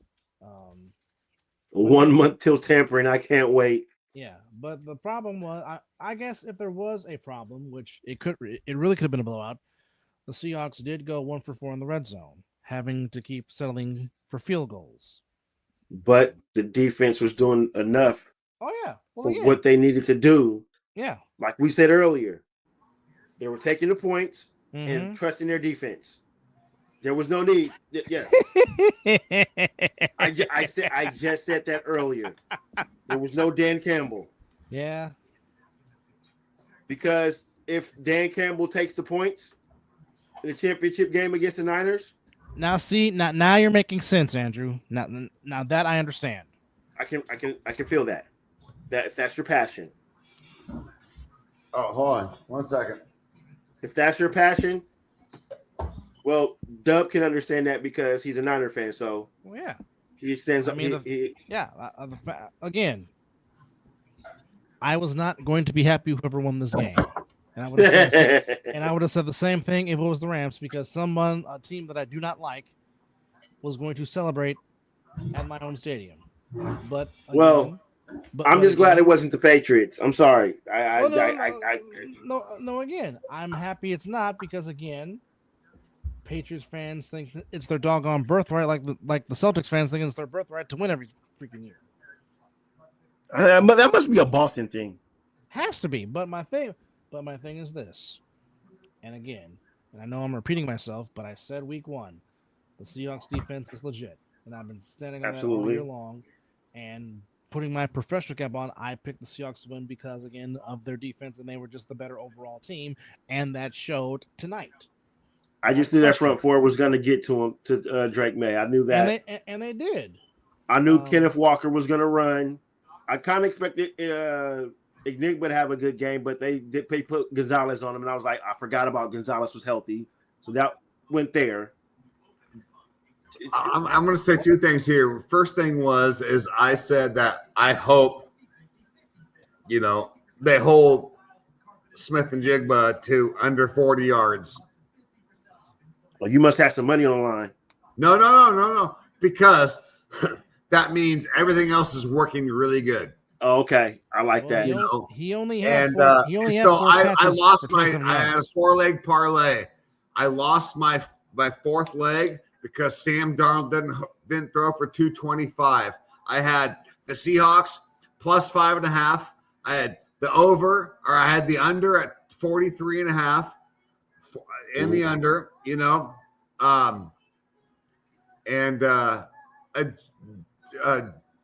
JSN bet. Who'd I have? Anyway, and then all of it was fine. I had all of them, but Sam Darnold threw for 202. I needed 225. Ooh. And he was 23 yards off. Short. Yeah. Damn. Yeah, I bet like $45 to win 950. And I lost my 950 because I had that last little like leg in there, and Darnold didn't do it. You know, that shit happens. Well, coming in all week, they were 4.5. The spread was 4.5. That was easy. And the over under was 46.5. I said it was going to go under because I didn't think it was going to be a high scoring game, and it turned out not to be. Nope. And both defenses played fantastic. And the Seahawks did cover. They won by 16. So there you go. Yes, so, correct. Yes. But I had a player performance like leg in mind, and I missed that one. That was the point. It was 225 for Sam. Ooh, that was the leg. Good one. But that jumped it from like 575 on the win, if I didn't have it, to like 925. I'm like, Sam can do that. He threw for like 202. He lost my last leg of my foreleg. Sucks. Well, that would have been a nice cash out. Your team wins Super Bowl and they help you get paid. That would have been a nice. Yeah. Hey, look. At the end of the day, there is no look. Hey, where's I know you are in the SoCal area, Dub. Miz, where are you at? No, I'm actually in Vegas. I live in Vegas. Okay, so where you? I live in Northern California. Born and raised, though. Give me your born and raised. Born in Richmond. Raised there a little bit. No, California. Right next door to Oakland. Okay. Mostly after Richmond, Fairfield. All right. Which is up the road. So yeah, all Northern California. Just say SoCal or Oakland area. I get it. Give me your sets. The fucking places you were from. I'm from some spots, but I want to hear Dubs. Where are you from? I was born and raised in Vallejo, California, the hometown of Mac Dre E40. Let me get my rappers right. I'm from the get it right. TJO. We're selling narcotics. That's all I know. I got blow speed, whatever you can. If you need a motherfucker, I ain't hard to find. Yes, indeed. Yes. From there. Love it. Born and raised there. Spent a cup of coffee in California City, California, which is in the Mojave Desert. Okay. Came back to California and then hey, our alma mater was pretty good this year, living room. Don't hate. You guys, I'm gonna say, is he talking about our high school? Hey, since we're getting a little high school. Look, no one's gonna watch this. You're not gonna re-rack this and put it out on. Even if you did, no one's gonna watch this. So at the end of the day, look, I want to know you guys. Do you guys have people do watch this? Do you guys have like ladies and babies? Do you have children and women in your lives? Our nephews. No. I'm talking like you. Like, do you have a woman and babies? No. Either of you guys? No. Mizzle's the parent and the children. You have 3 kids? I have 3. Yes. Okay. That's what I'm talking about, man. I want to hear about that. Okay, there's 2 people married on the show, and I'm not one of them. Well, I'll say it like that. Hey, Miz, guess what? No rings on these fingers, none. Whether you are or you aren't with the women of your 3 children, here's a reality of me. I have a daughter who has 3 children, and she's not with any of the men that she. It's only 2. So one had 1 and one had 2. But look, man,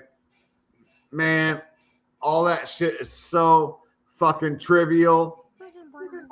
I'll tell you what, man. It is. I'm just trying to learn a little bit about you guys. I'm drunk.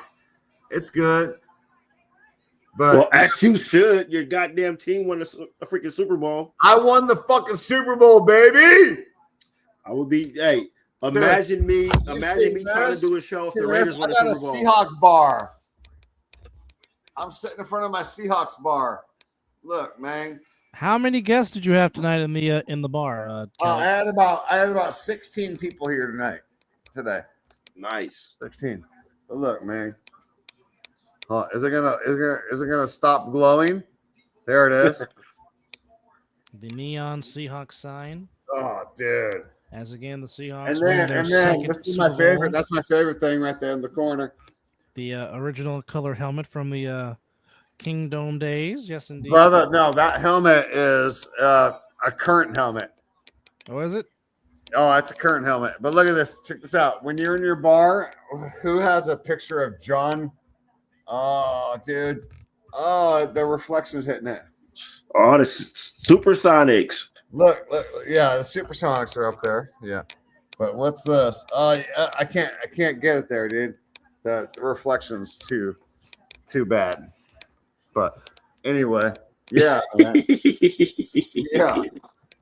I love it, man.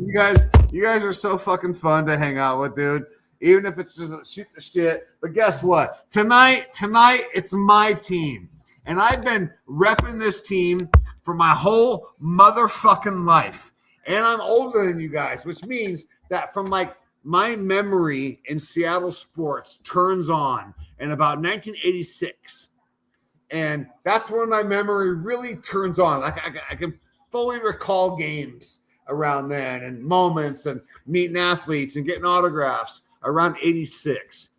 And so it takes a lot to go through all this, get to the World Series, Super Bowl, whatever, right? And lose. Oh, man. I forgot about that. Forgot about what? The Seahawks are being sold at the end of the year. I mean, after the season. No, they're not. Hey, I think that's here's the reality. The reality is this. Yes, the Seahawks have to be sold. That was Paul Allen's wish and his will to make sure that Jody executes. But also was the same for the Trailblazers. So he's in the middle of the whole Trailblazers. Portland Trailblazers are leaving Paul Allen's, covenant to go and be sold to and that thing's taken like 2.5, almost 1.5, 2 years. And so once that commences, which is like somewhere into the next season's, all-star break-ish, if it's all worked out, then and only then is the first anything for the Seahawks sale. But it is going to happen. It's a lawful order from the Allen estate. It's going to happen. But also there's covenants all through it. So there's nobody that can buy it with, ill intentions or being rooted to the Northwest or whatever. Whatever he has in there, it's very protective. And at the end of the day, we are the crown jewel of what the NFL wants to show on Monday night, every night. Monday Night Football every night, being at, CenturyLink, Lumen, whatever you want to call it. I'll tell you what, dude, that is the coup de grace. Same with football. So we have the World Cup, the Lumen Field, CenturyLink, whatever you want to call it, World Cup presence. Like, we are the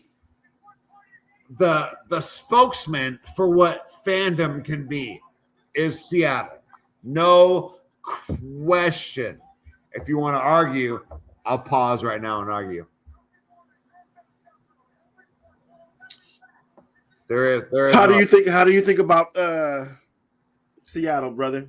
I mean, Monday night is pretty good there, but there's a pretty few other stadiums that I don't think you're better than Lambeau Field on a Monday night.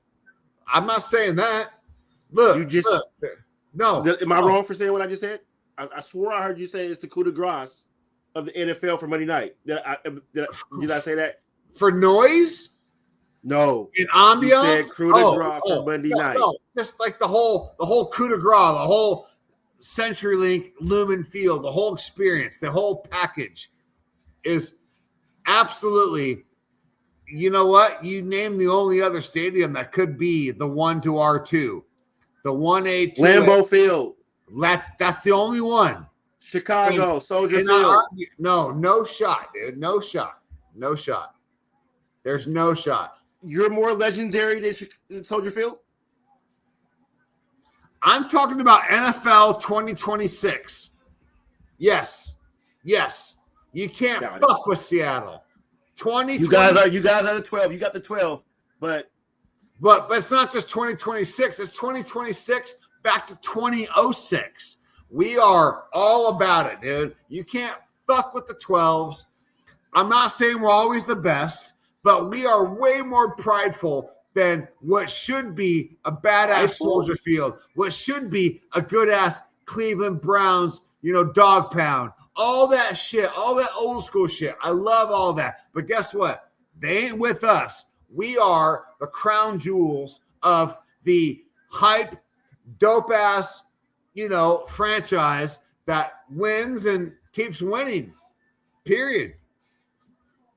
Period. I would love these franchises that you're talking about, Miz. I would love them to be relevant again. I love that shit, dude. Cleveland. Oh. You all right? Look, man, I'm not trying to be a problem. I promise. I don't want to be, but I do have to. You know what's a part of success is argument, right? Like when you argue, people want to tune in. Yeah. If we're just a bunch of guys who are sitting around agreeing with each other, that'd be stupid. Oh no. I agree with this guy damn near every show we do, so it's good to have a little banter. Except our football get it. teams. I don't get it. Our what? Well, I won't disagree with facts. I still give your team fucking credit when they don't deserve it, but I know even when you don't want to. We're world champions. That you are. I have nothing against the Seahawks. But why won't you give us credit then? I wasn't talking about the Seahawks. I was talking about the 49ers. Well, Niners have a total teardown coming. Total teardown. They're the oldest team in the NFL at 26.7 years or 29.7 years. And all of their reliable positions outside of Brock Purdy, if you want to call it that, are totally unreliable. Kittle, unreliable. Whoa. No. Hey, I'm not a Niner fan, but I would say, hey. Christian McCaffrey, unreliable. These are all health. I would just say that they're not available, but being unreliable. No, they're on the field. They're pretty productive. Unavailable. But unavailable is unreliable, right? That's the better way to put that one. I'm sorry, wrong word. Okay, unavailable. So that's a problem. And then you have really nothing good later. You have Greg Jennings. Okay. They still made it to the playoffs though. They did. With all they had. Dude, I love the nemesis to what we're trying to do. But at the end of the day, it was not even a problem to get through you guys. And I want the Niners to be dope. I do. I want Harbaugh. I want them to be tough. And we fucked them up last 6 times in a row or 5 times in a row. Look, same thing this year. Look, you guys had us right before that. But before that, we had like 9 years before that. Like it keeps getting ping pong. There was a lot of where we couldn't beat y'all. And then who are you talking about? I said there was a time to where we couldn't beat y'all. Like when I know, but who's we? I'm talking about my football team. There was a time to where we could not beat y'all. Like you had. What's your football team? The 49ers. Okay, Niners. Yes. Especially during the rush years to where we could not beat y'all. You couldn't do it. And not only did you not do it, but sometimes you lost in some fashion that was like they just zoom in on Harbaugh and you couldn't believe it. And it was like, it was, yeah. I want that all back, bro. Dub, I want it all back. Well, again, I want that all back. They have to be like John Schneider and Les Snead. Correct. Lynch got to spend the money. John Lynch has to hit on the draft picks like you guys and the Rams have the last 2 years, which is why you guys were not down for so long. That's what people don't understand. It didn't take 3 years. You guys and they got rid of Pete Carroll. That too. And Geno Smith. That too. But my point is, the Seahawks and Rams Tyler didn't stay down for long. Him too. Well, Brandon, that's his way. That's his way too. And he went off and won a ring. Yeah. He's been on that team, and he went off into another team and won a ring. So we didn't. Something. Tyler Locker has no ring, bro. We're talking about DeMarcus Lawrence. The comments. DeMarcus Lawrence. He said DeMarcus Lawrence talked so much crap about the Cowboys, and I said, well, that's his right because he was there for a long time. Played on some talent somewhere else to win a ring. When he signed with us, he said, "It's like, why are you signing with Seattle?" He said, almost verbatim, because I knew I would never win a championship in Dallas. Like I had to bounce because he was good enough. DeMarcus Lawrence is good enough, but you got to pair him with like a Nwosu and Byron Murphy and DeMarcus Lawrence and not DeMarcus Lawrence. I'm hoping not for Patrick Mahomes to come back. Slimeball. First off, they're not in the same conference. If they were to meet, it probably would be in the Super Bowl unless they're playing. They'll only be in the Super Bowl, yeah. I take that back. They will play because the NFC West and the AFC West play each other this year. That's right. We do take a trip to Santa Clara this year. I mean, next season. Happens quite a bit, but not in the championship game, of course, right? So we got to try. Oh, that's right. I forgot about that. So we'll see. Yeah. Look, man, tonight, my fucking team, I have all of my Seattle. This is all Seattle. I have Seattle tattooed all over my arm. It's a 50-hour tattoo of Seattle everywhere. Jeez. And this is my fucking squad. You've seen my little bar. You've seen all this stuff. Look, I don't want to disrespect the Raiders, the Niners, all your little camps of whatever you guys come from. I love it all. I respect it all. I don't want to be a bitch, but guess what? Tonight, if I am going to be a bitch, it's tonight because I won the shit. My team won the shit tonight. The shit that you all want. You couldn't be bigger than me if my Raiders ever won one on my life. Two things. We got the shit tonight. Two things. Slimeball. The Chiefs have to go to Seattle to play in Seattle this season. That's going to be tough. Let's go, baby.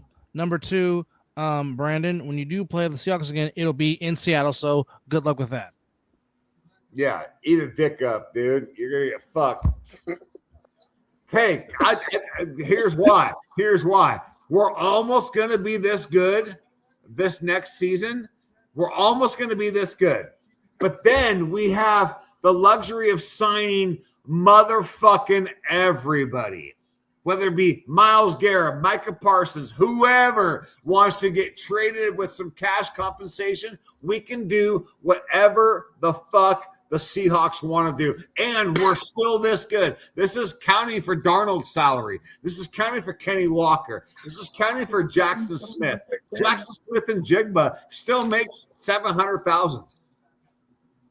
He's going to make like $28 million after this year. But right now, we're going to fuck this shit up. And I hope to God that this is good enough to make the fucking Super Bowl again, because there's nobody that can out-talent us next year with who we can hire and who we already have, period. We are the best team. I think the Rams might have something to say. We are the best team with the biggest budget. No question. No question. You already looked it up. It was like the Lions, the Browns, Jacksonville, whoever the fuck you said. But the Seahawks were like 6th. But guess what? The Seahawks just won the Super Bowl. So we have the 6th best cap spend, and we just won the Super Bowl. Get the fuck out of our way, man. We're going to win it again. Love the confidence. I bet. Love the confidence, because I think the Rams might have something to say about that. Go ahead. With old Gray Bush at the helm, we got dogs and lions, on our D line, dude. There's no doubt about that. Stafford already got, dude. Here's the Seahawks entry into the playoffs. It was Niners, Rams, Carolina, Niners, and then playoffs, Niners, Rams. So we faced the toughest of the tough, and we went 7-0 during all of that.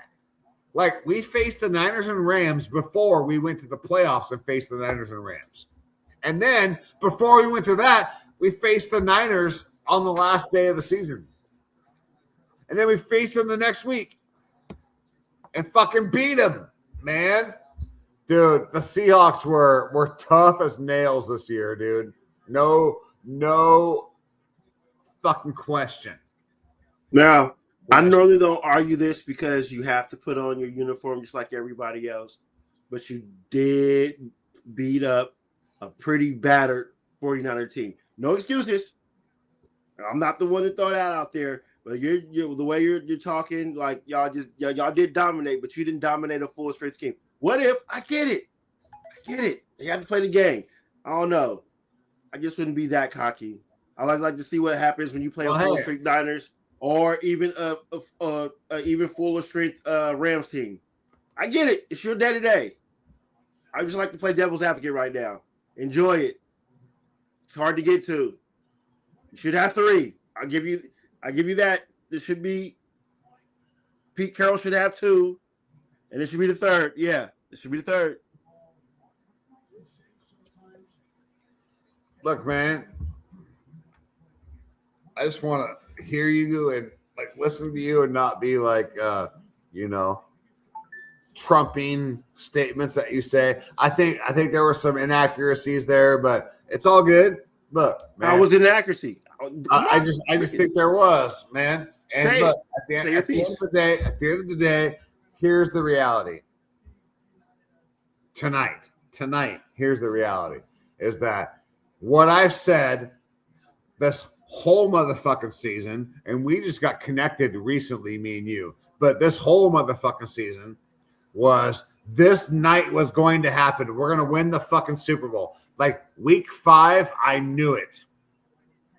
And I said, like, that's it. This is like if we don't do this down here, we can do this up here. Like if defense has to save you from being like it happened all the time. And it happened tonight. Sam Darnold wasn't great. As a matter of fact, he was pretty poor. He threw for under 50%. He didn't even throw for 200 yards, 202. No touchdowns, no turnovers. Cool. But guess what? Did you forget your tight end caught a touchdown? Yeah, he did. He did throw for one. Yeah, AJ Barner. AJ Barner had like 7 catches, 81 yards, and a touchdown. Kenny Walker had like 16 carries, 140 yards because he gouged you guys, whoever, not you guys, but the other team a lot, dude. And he had like 88 yards at halftime. Kenny Walker did just fucking killed it. And didn't have to, get cute and throw deep and get Jackson Smith. Look, I said this at the start of my Super Bowl party. I said, if Jackson Smith and Jigba only catches 30 yards, I'm okay with that. That means we're winning elsewhere. In the trenches. Brother, where we won everywhere else. It was supremely dope. Like, if you really watch that Super Bowl and you really break down, like, situational play calling and how you blitz and cover twos and, like, swing zones and press mans and all these different, like, possibilities of, like, what's going to happen pre-snap. And you watch that shit. And you also watch the defense that when you're on offense, like, what are they doing? And, like, the way that shit went, like, we got stuffed a bunch. But, dude, Kenny Walker was fucking brilliant. Oh, yeah. He averaged like 8 yards a carry the whole game. 8 yards. That area, yeah. 8. That's fucking stupid. That's stupid. He had like 140 yards on 16 carries. It's fucking silly. It's really, really dumb. And it's largely because we have the fucking beefy O-line. Yep. Our first round draft pick this year, he's the cheapest guy we have for the longest we have. It's Gray Zabel. Gray Zabel is our left tackle for the next 9 years. He's there. He's cheap and he's dope. Yeah. And he's a first rounder. He was like 7th overall. And then you have just like massive stuff like reclamation project from Dallas, DeMarcus Lawrence, man, dude, big that was huge pickup, dude, huge. Yep. Leonard Williams, big cat, huge. He's an all-pro, actually, for the Seahawks. He made all-pro, man. It's like, dude, you just piece these guys together, you figure that shit out, and Schneider helps like facilitate like personalities and all this stuff. And John Schneider is the executive of the year, dude. No question. He brought these guys in, and these guys are packed for life. Like it's like super obvious. Is Dub coming in? He had to go to take care of something real quick. He'll be right back. All right. So hey, are you a baseball guy? Do you like baseball? I'm a San Francisco Giants fan. All right, okay. And so is my brother. He's a Giants fan as well. So you like a more of an NL guy, not AL? Yes. We'll root for the A's if the Giants are not playing up to their expectations. I don't have nothing against the A's. I went to a lot of their baseball games as a kid. So yeah. I don't have nothing against them. Fair enough. Yeah. Baseball. I mean, baseball's my jam. So you should be a Mariners fan, correct? I didn't used to be a Mariners fan. Used to be? No, I didn't used to be. I still am. Oh, did I say that? My bad. If I said used to be, then my apologies. Yeah, Ichiro is one of my favorite baseball players. Yep. Could any time team shut out every team for a whole season and win it all? What? That would be hard to do. It's impossible to shut out a team every game, man. Right? No, it's that's what he's asking. Jen, yeah. Some team are going to get into a field goal range, or just special teams. Can you or some fluke players that happen like that? It's very hard to shut out a team. Yeah, no shot. Yeah, that's. But then you never seen a team go 0-16 before until the Lions did it, right? So anything can happen, but I think this would be a harder feat than going 0-16. Yeah. I feel it. Hey, loved when they when the NL were allow pitchers to hit, because Mad Bum was fun. Yes, most definitely. No, I agree. Anything is possible. I just believe that's a harder feat to go. I mean, you would literally have to you just stink it up every game. But I even think the worst team can still get in field goal range. I still think about that. That's a whole season not scoring. Whew. Somebody got to move out of that front office. That's just my opinion. But you're right. You're right. It could be possible. Anything's possible. So, yeah, it's a good question. I would quit as a coach if my team cannot score. Hey, let me ask you something, Miz. All right. So I'm going to ask you something that is only at the beginning of your life until now. So you can't pick, Ty Cobb, right? You didn't see Ty Cobb. Like, your life till now. If you were a GM right now, what year were you born? 1981? 1983. You're a GM in 83. And you can have any person you want right then in 83 to be your first overall everything. Well, I couldn't do that at 83. I was just born. You got to put me maybe no. That's fine. I was just picking that as like your age, but just pick 83. Like if you had to, how about you, Dub? If it was 1983 and you had to, let's say 1980, who gives a shit? 1980, you have your lifetime's knowledge of baseball, and you have to pick the first guy that you're going to have be on your team. Like was Moises Alou was Papa Alou still playing in that time? Fantasy draft. Felipe, no, he wasn't. Felipe wasn't playing. Was there? So there wasn't no Alou playing at that time, then, huh? All right, Dub, who you got? In the 80s, no. Well, it's just from your birth year. Oh, I like that one. Nolan Ryan for sure. Okay, that's a good one.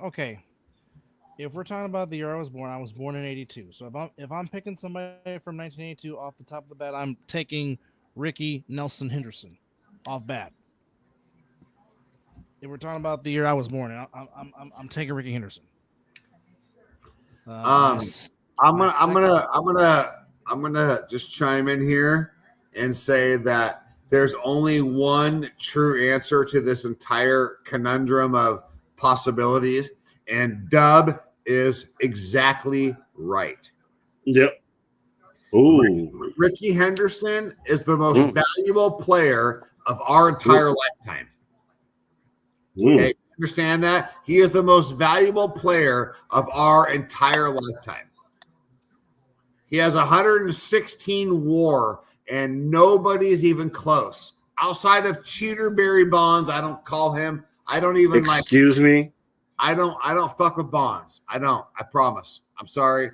What proof do you have that he cheated? What proof do I have? Was he convicted? Has the MLB said he's been found? What proof do I have, or what? I'm just asking. Does the MLB have proof that he cheated? Brother, you don't want to get into the Balco lab. Do they have proof that he cheated? That's all you got to say. Yes or no. Look. Yes or no. I know I struck a nerve. I'm sorry. No, you didn't strike a nerve. I'm asking a serious question. You said something. Brother, I'm asking you a question. He is as guilty as a kid with his pants on fire, dude. Has the MLB found him guilty? Why do they have to? He's retired.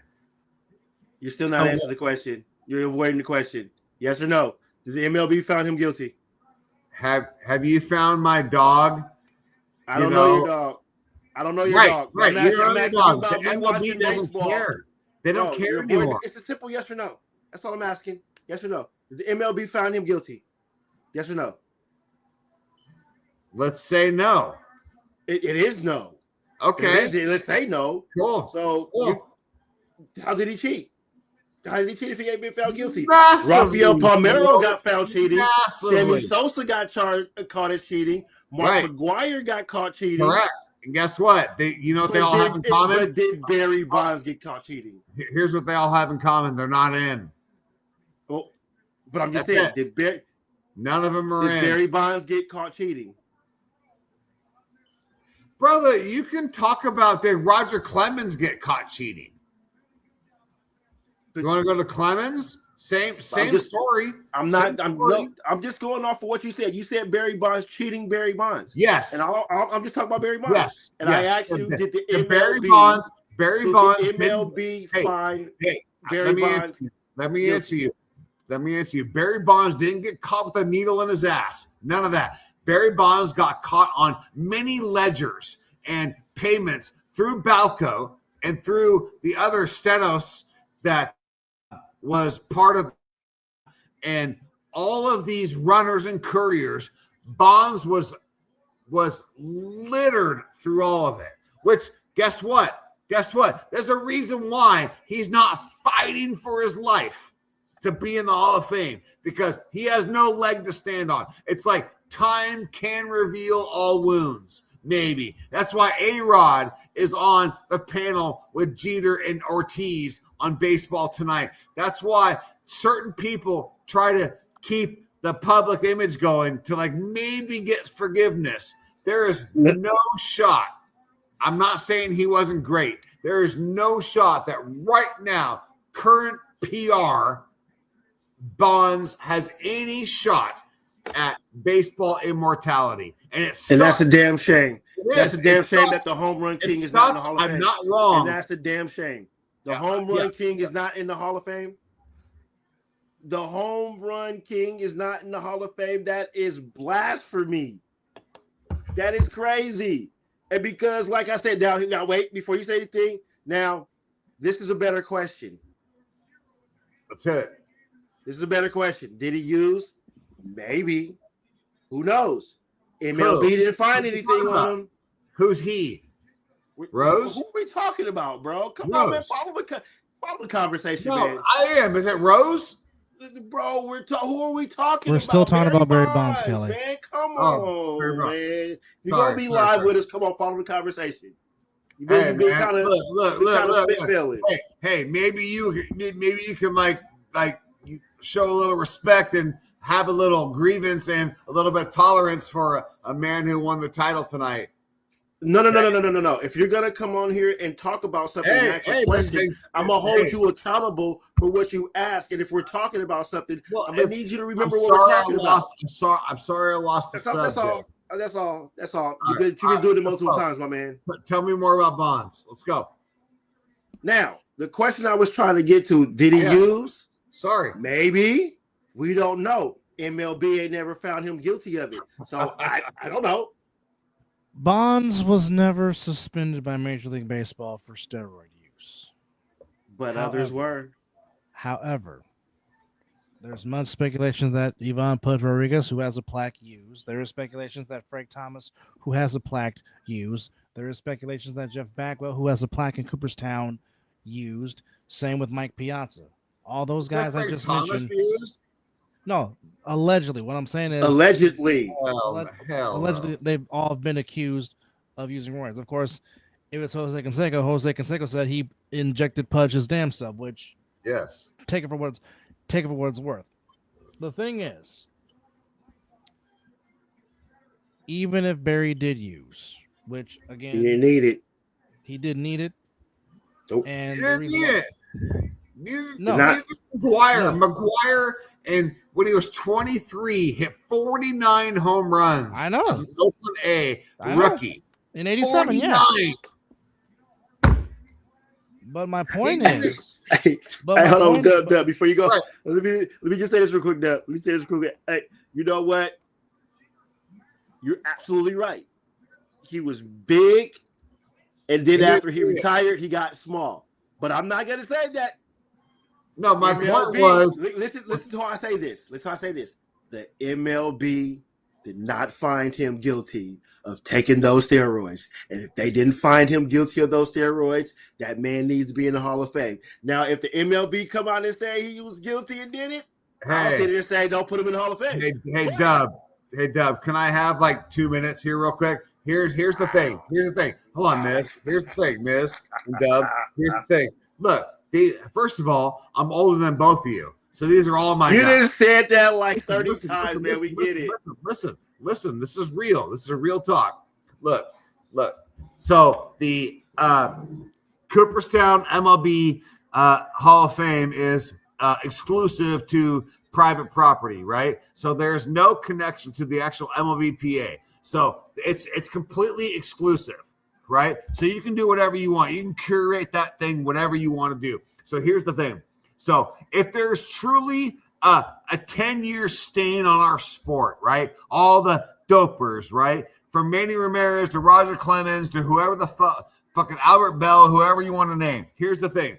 If that's truly the case and you want all these guys in, and I do think that story needs to be told, you have to create a wing, a branch off of the, when you're in the Hall of Fame, you're down there in Cooperstown. There has to be this is what happened during the 18 years of this era. These are the steroid guys. These were you have to tell the story. Don't accuse them, but just say, here's why these guys are separated. And, tell all their stories from Bonds to Miguel Cabrera or Rafael Palmeiro, all them guys. Like, if you truly want to enshrine these guys, which I do agree, Moose, or what's your name, Moosey? Yeah, I do truly think you're not wrong, but I think it has to be separated to truly tell the story of this is what happened here. This is where the sport went fucking, this way. Because it's a private museum. This has nothing to do with baseball. No MLBPA, no nothing. This is a private museum. It has no connection. It's like the Federal Reserve being federal. Where our money is, where our money goes, there's nothing federal about the Federal Reserve. It's a privately held bank. Same thing.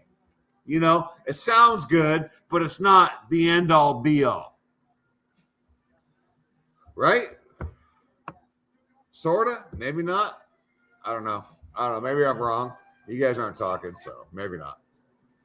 No, your opinion is your opinion, and that is your right to feel that way. This is my stance. Okay. If it's based on what we're doing on the field, then why isn't Pete Rose why does the all-time hit king doesn't have his plaque? And then why does he have to die to all of a sudden be considered to go in as a player? That's politics, right there. The answer to the last question is stupid. Hence my point. But my point is because certain writers don't want to put Bonds in because Bonds was a dick to them. But yet Ty Cobb was a known racist. He's in the Hall of Fame. Mickey Mantle was a drunk. He's in the Hall of Fame. You can't do that, dude. That's like a 70-year gap, bro. You can't do but my point is Babe Ruth was a womanizer. But my point is they looked all past that and put him in for what they did on the field. That's my point. 100 years ago. It's still to this day how they do it. Okay. I'll give you another example. Dale Murphy, who was very good in the decade of the 80s, won 2 MVPs. Dale Murphy, I love him. Why is he not in the Hall of Fame? I'll tell you why. I mean, you want the statistical reason or look, Dale Murphy was second runner-up for Rookie of the Year, 3-time All-Star, 2-time Gold Glove. I know all about Dale Murphy. Here's the reality about Dale Murphy. And a former MVP. And a former MVP. Right. Yeah, 84 MVP. I get it. Look, that's not to be shined upon or frowned upon, but the reality is that his career WAR is nowhere near. War wasn't important back in the 80s. Listen. You can apply it back to every stat you know. So Babe Ruth has a WAR. My point is that you can apply it back. It's retroactive. And when you truly look at Dale Murphy, same with God. There's so many guys like that, right there in that late 80s, early 90s, that like kind of Dale Murphy-ish. And when you really look at their career value, it's great. It's good. It's not great, right? It's like Kyle Seager of the Mariners. Kyle Seager is Dale Murphy. You remember David Wright for the Mets? Wright for the Mets is Dale Murphy. Okay, the same thing. Love affair, honest to the franchise, hearts, on the sleeve, die for every possession. I'll steal, like all the shit.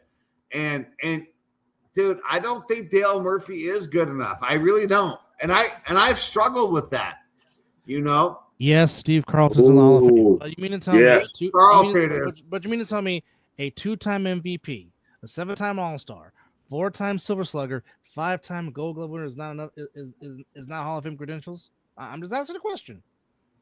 Are you asking me? I'm asking to the general public. I didn't hear you. You know what? I I agree. He should be in the Hall of Fame with those credentials. That he What did you just say? said. I didn't hear you. A 2-time MVP, a 7-time All-Star, a 4-time Silver Slugger winner, a Roberto Clemente Award winner, and a 5-time Gold Glove winner. That's not credentials enough to be in the Hall of Fame. I'm just asking a question for the general public. He should be in the Hall of Fame. That's Dale Murphy? Yeah, that's Dale Murphy. Because realistically, dude, first of all, the baseball Jim, of to all- answer your question, Jim, to answer your Hold on. question, it's First the of all- Baseball Writers Association of America that does the voting. First of all, Yeah. I'm not trying to be an anti-Dale Murphy guy. I want him in badly. I think he's right there. And so those look, if you look back at the MVP or whatever, it's like there's a fuck. I get it, dude. I don't like take sabermetrics in war for everything face value. I understand the calculations. I get it, but they have to pass my eye test. Dale Murphy was fucking sensational. Sensational. And I think that Dale Murphy will get into the Hall of Fame. He will get there. You know, what's this? He should. He should. What's that? He should get in the Hall of Fame. He is. Those I- credentials those credentials deserve it. Well, I mean, there's guys that you can call, you know, those kind of guys too. Not like 2-time MVPs, but you know, guys that have. Jim, I wish I knew. Dale Murphy was different, no question. Dale Murphy was different, but man, there are some guys right there too that, you know, some of them made it in that I don't think should have. Harold Baines, maybe not, right? Harold Baines. God, that was a hell of a baseball player. I love Harold Baines, man, but good player, good hitter. Don't know if he was Hall of Fame worthy, but I mean, I just said hell of a baseball player. He gets in before Don Mattingly. Really?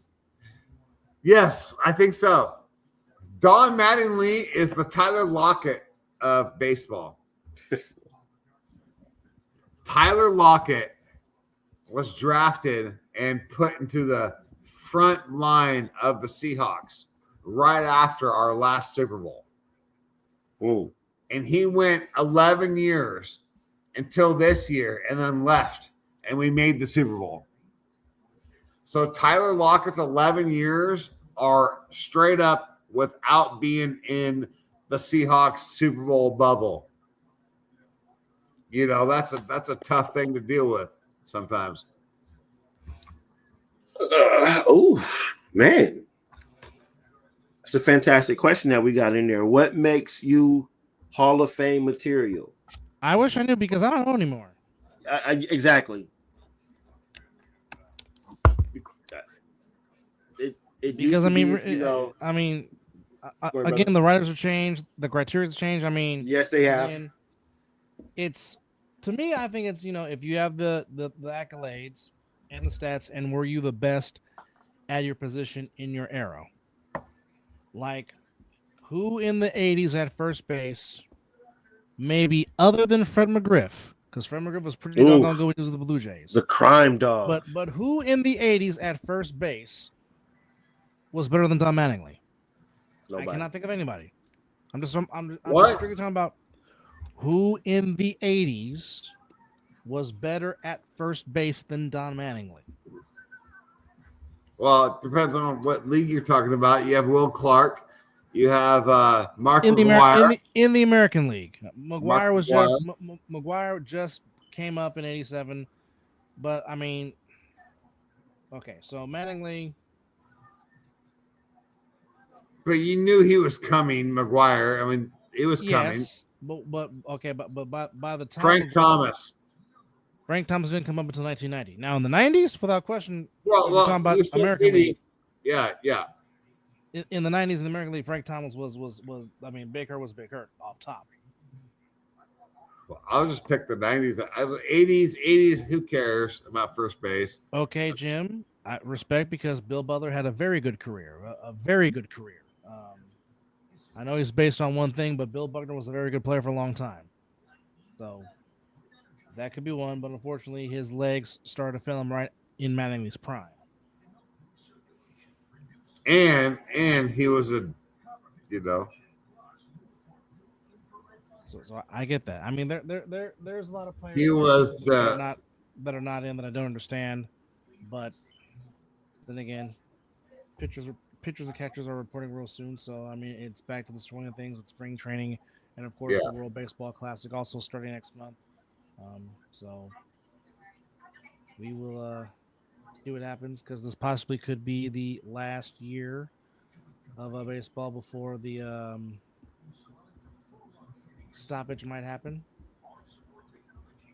Because I know the players are not going to go for a salary clap or a floor for it. So this could be the last season of Major League Baseball before the work stoppage, before the CBA ends in 2027.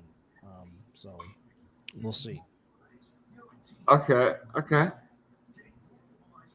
I hope it's not. Because obviously we know what happened in the 94 strike when the World Series and the playoffs were canceled. Fans almost said screw baseball until, in a sense, steroids saved the game. Because this has always been my stance. Everything about the steroid era became null and void the minute the very second you elected the commissioner it was under his watch when it happened. The minute you put in Bud Selig with the plaque in Cooperstown. Now, yes, I know he was owner of the Brewers before he became the commissioner. I get that. I understand that. But however, you turned your eye to it to save your game.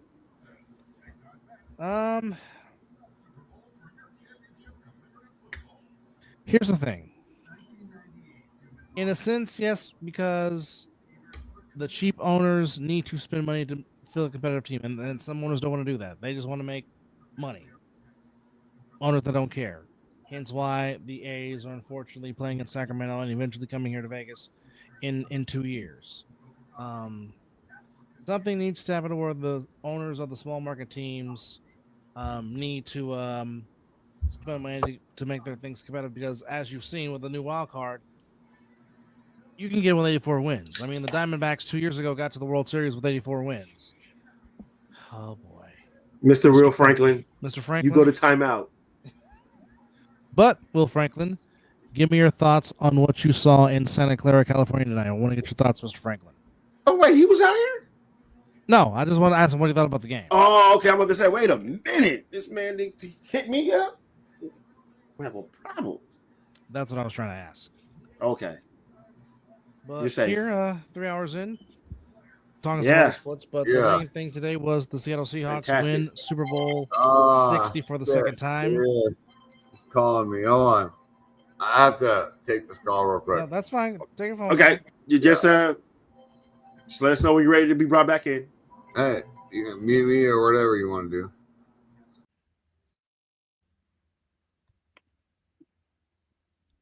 Well, you're not wrong, Mr. Franklin. You're not wrong.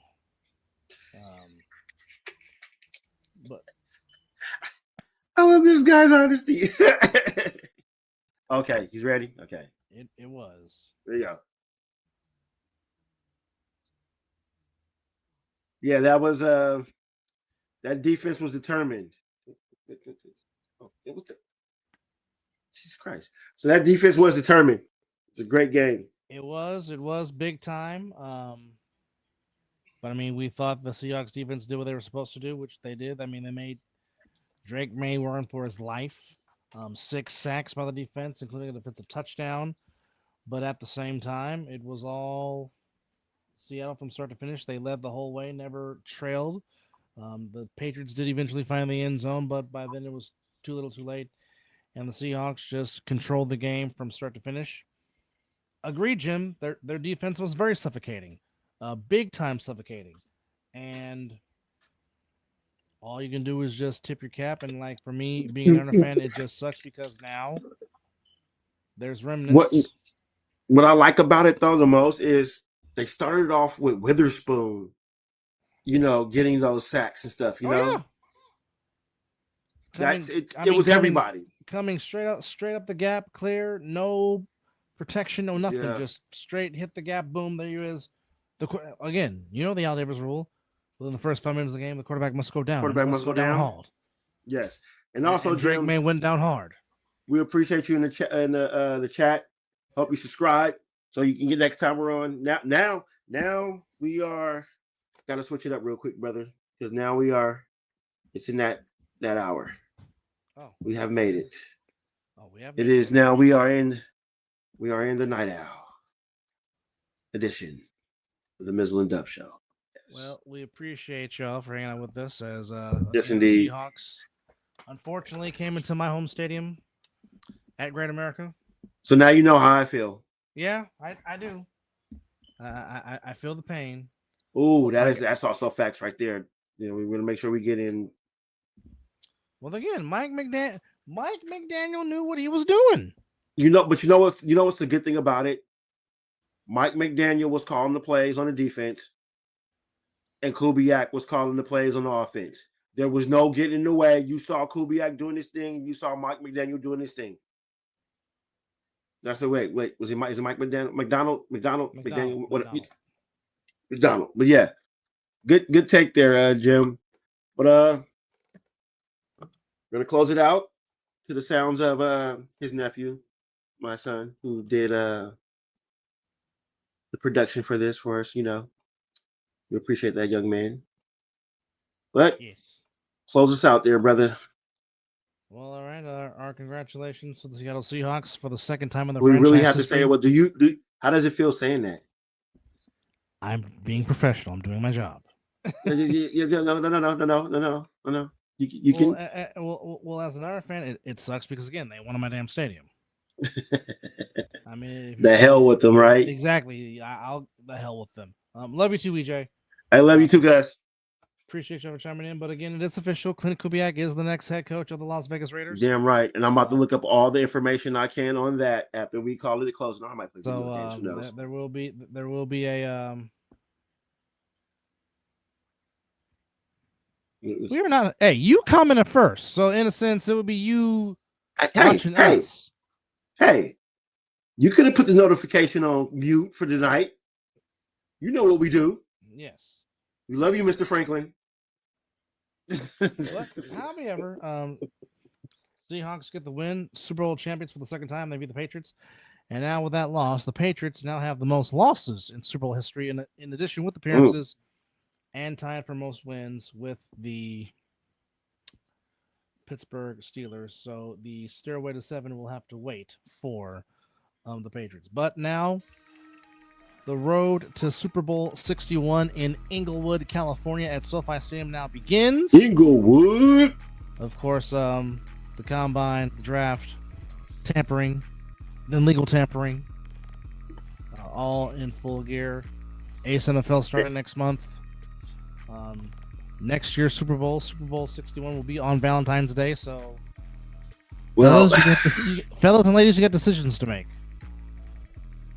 And there, as you should. Hey, as you should. Rep.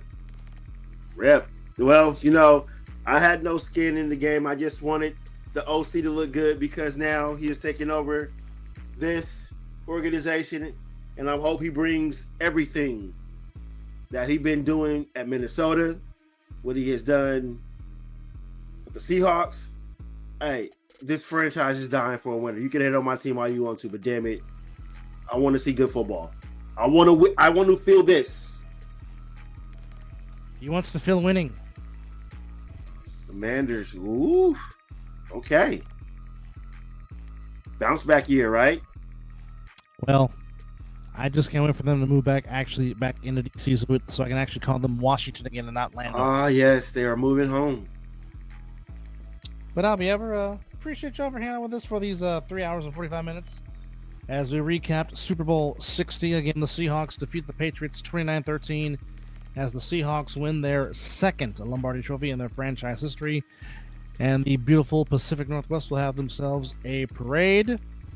As they're still partying tonight, I'm pretty sure they've made their way back to the city to go party. It's a wrap. Hey, I just really hope that they didn't burn down nothing, destroy anything, and they kept it copacetic. Yes, Seattle, don't burn your city, and certainly don't burn down the Market Palace. No, please don't. Please don't. And remember, watch out for the kids. Yes. Thank you, Jim. Appreciate it. Appreciate y'all. Yes. This is who we do it for. And this has been the Mizzle and Dub Show Super Bowl 60 post-game show again. Seahawks, second time around, Super Bowl champions, defeating the New England Patriots 29-13. Kenneth Walker, the third running back, MVP with 135 yards. Well deserved. Well deserved. The former Michigan State Spartan. Again, congrats to North Dakota State, the Bison, making their way into the Mountain West Conference, coming to Division I fantastic. Football. So that'll be interesting to see. It is 5 o'clock somewhere. I'm gonna go watch Bautista and Mr. Momoa.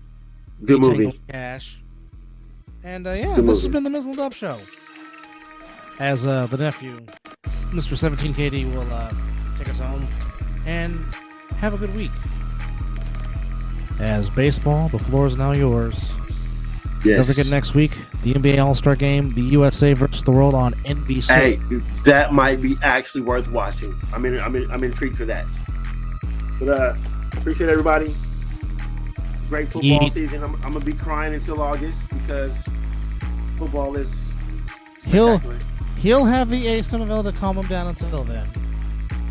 You know what? You're absolutely right. I forgot about that. Just that fast.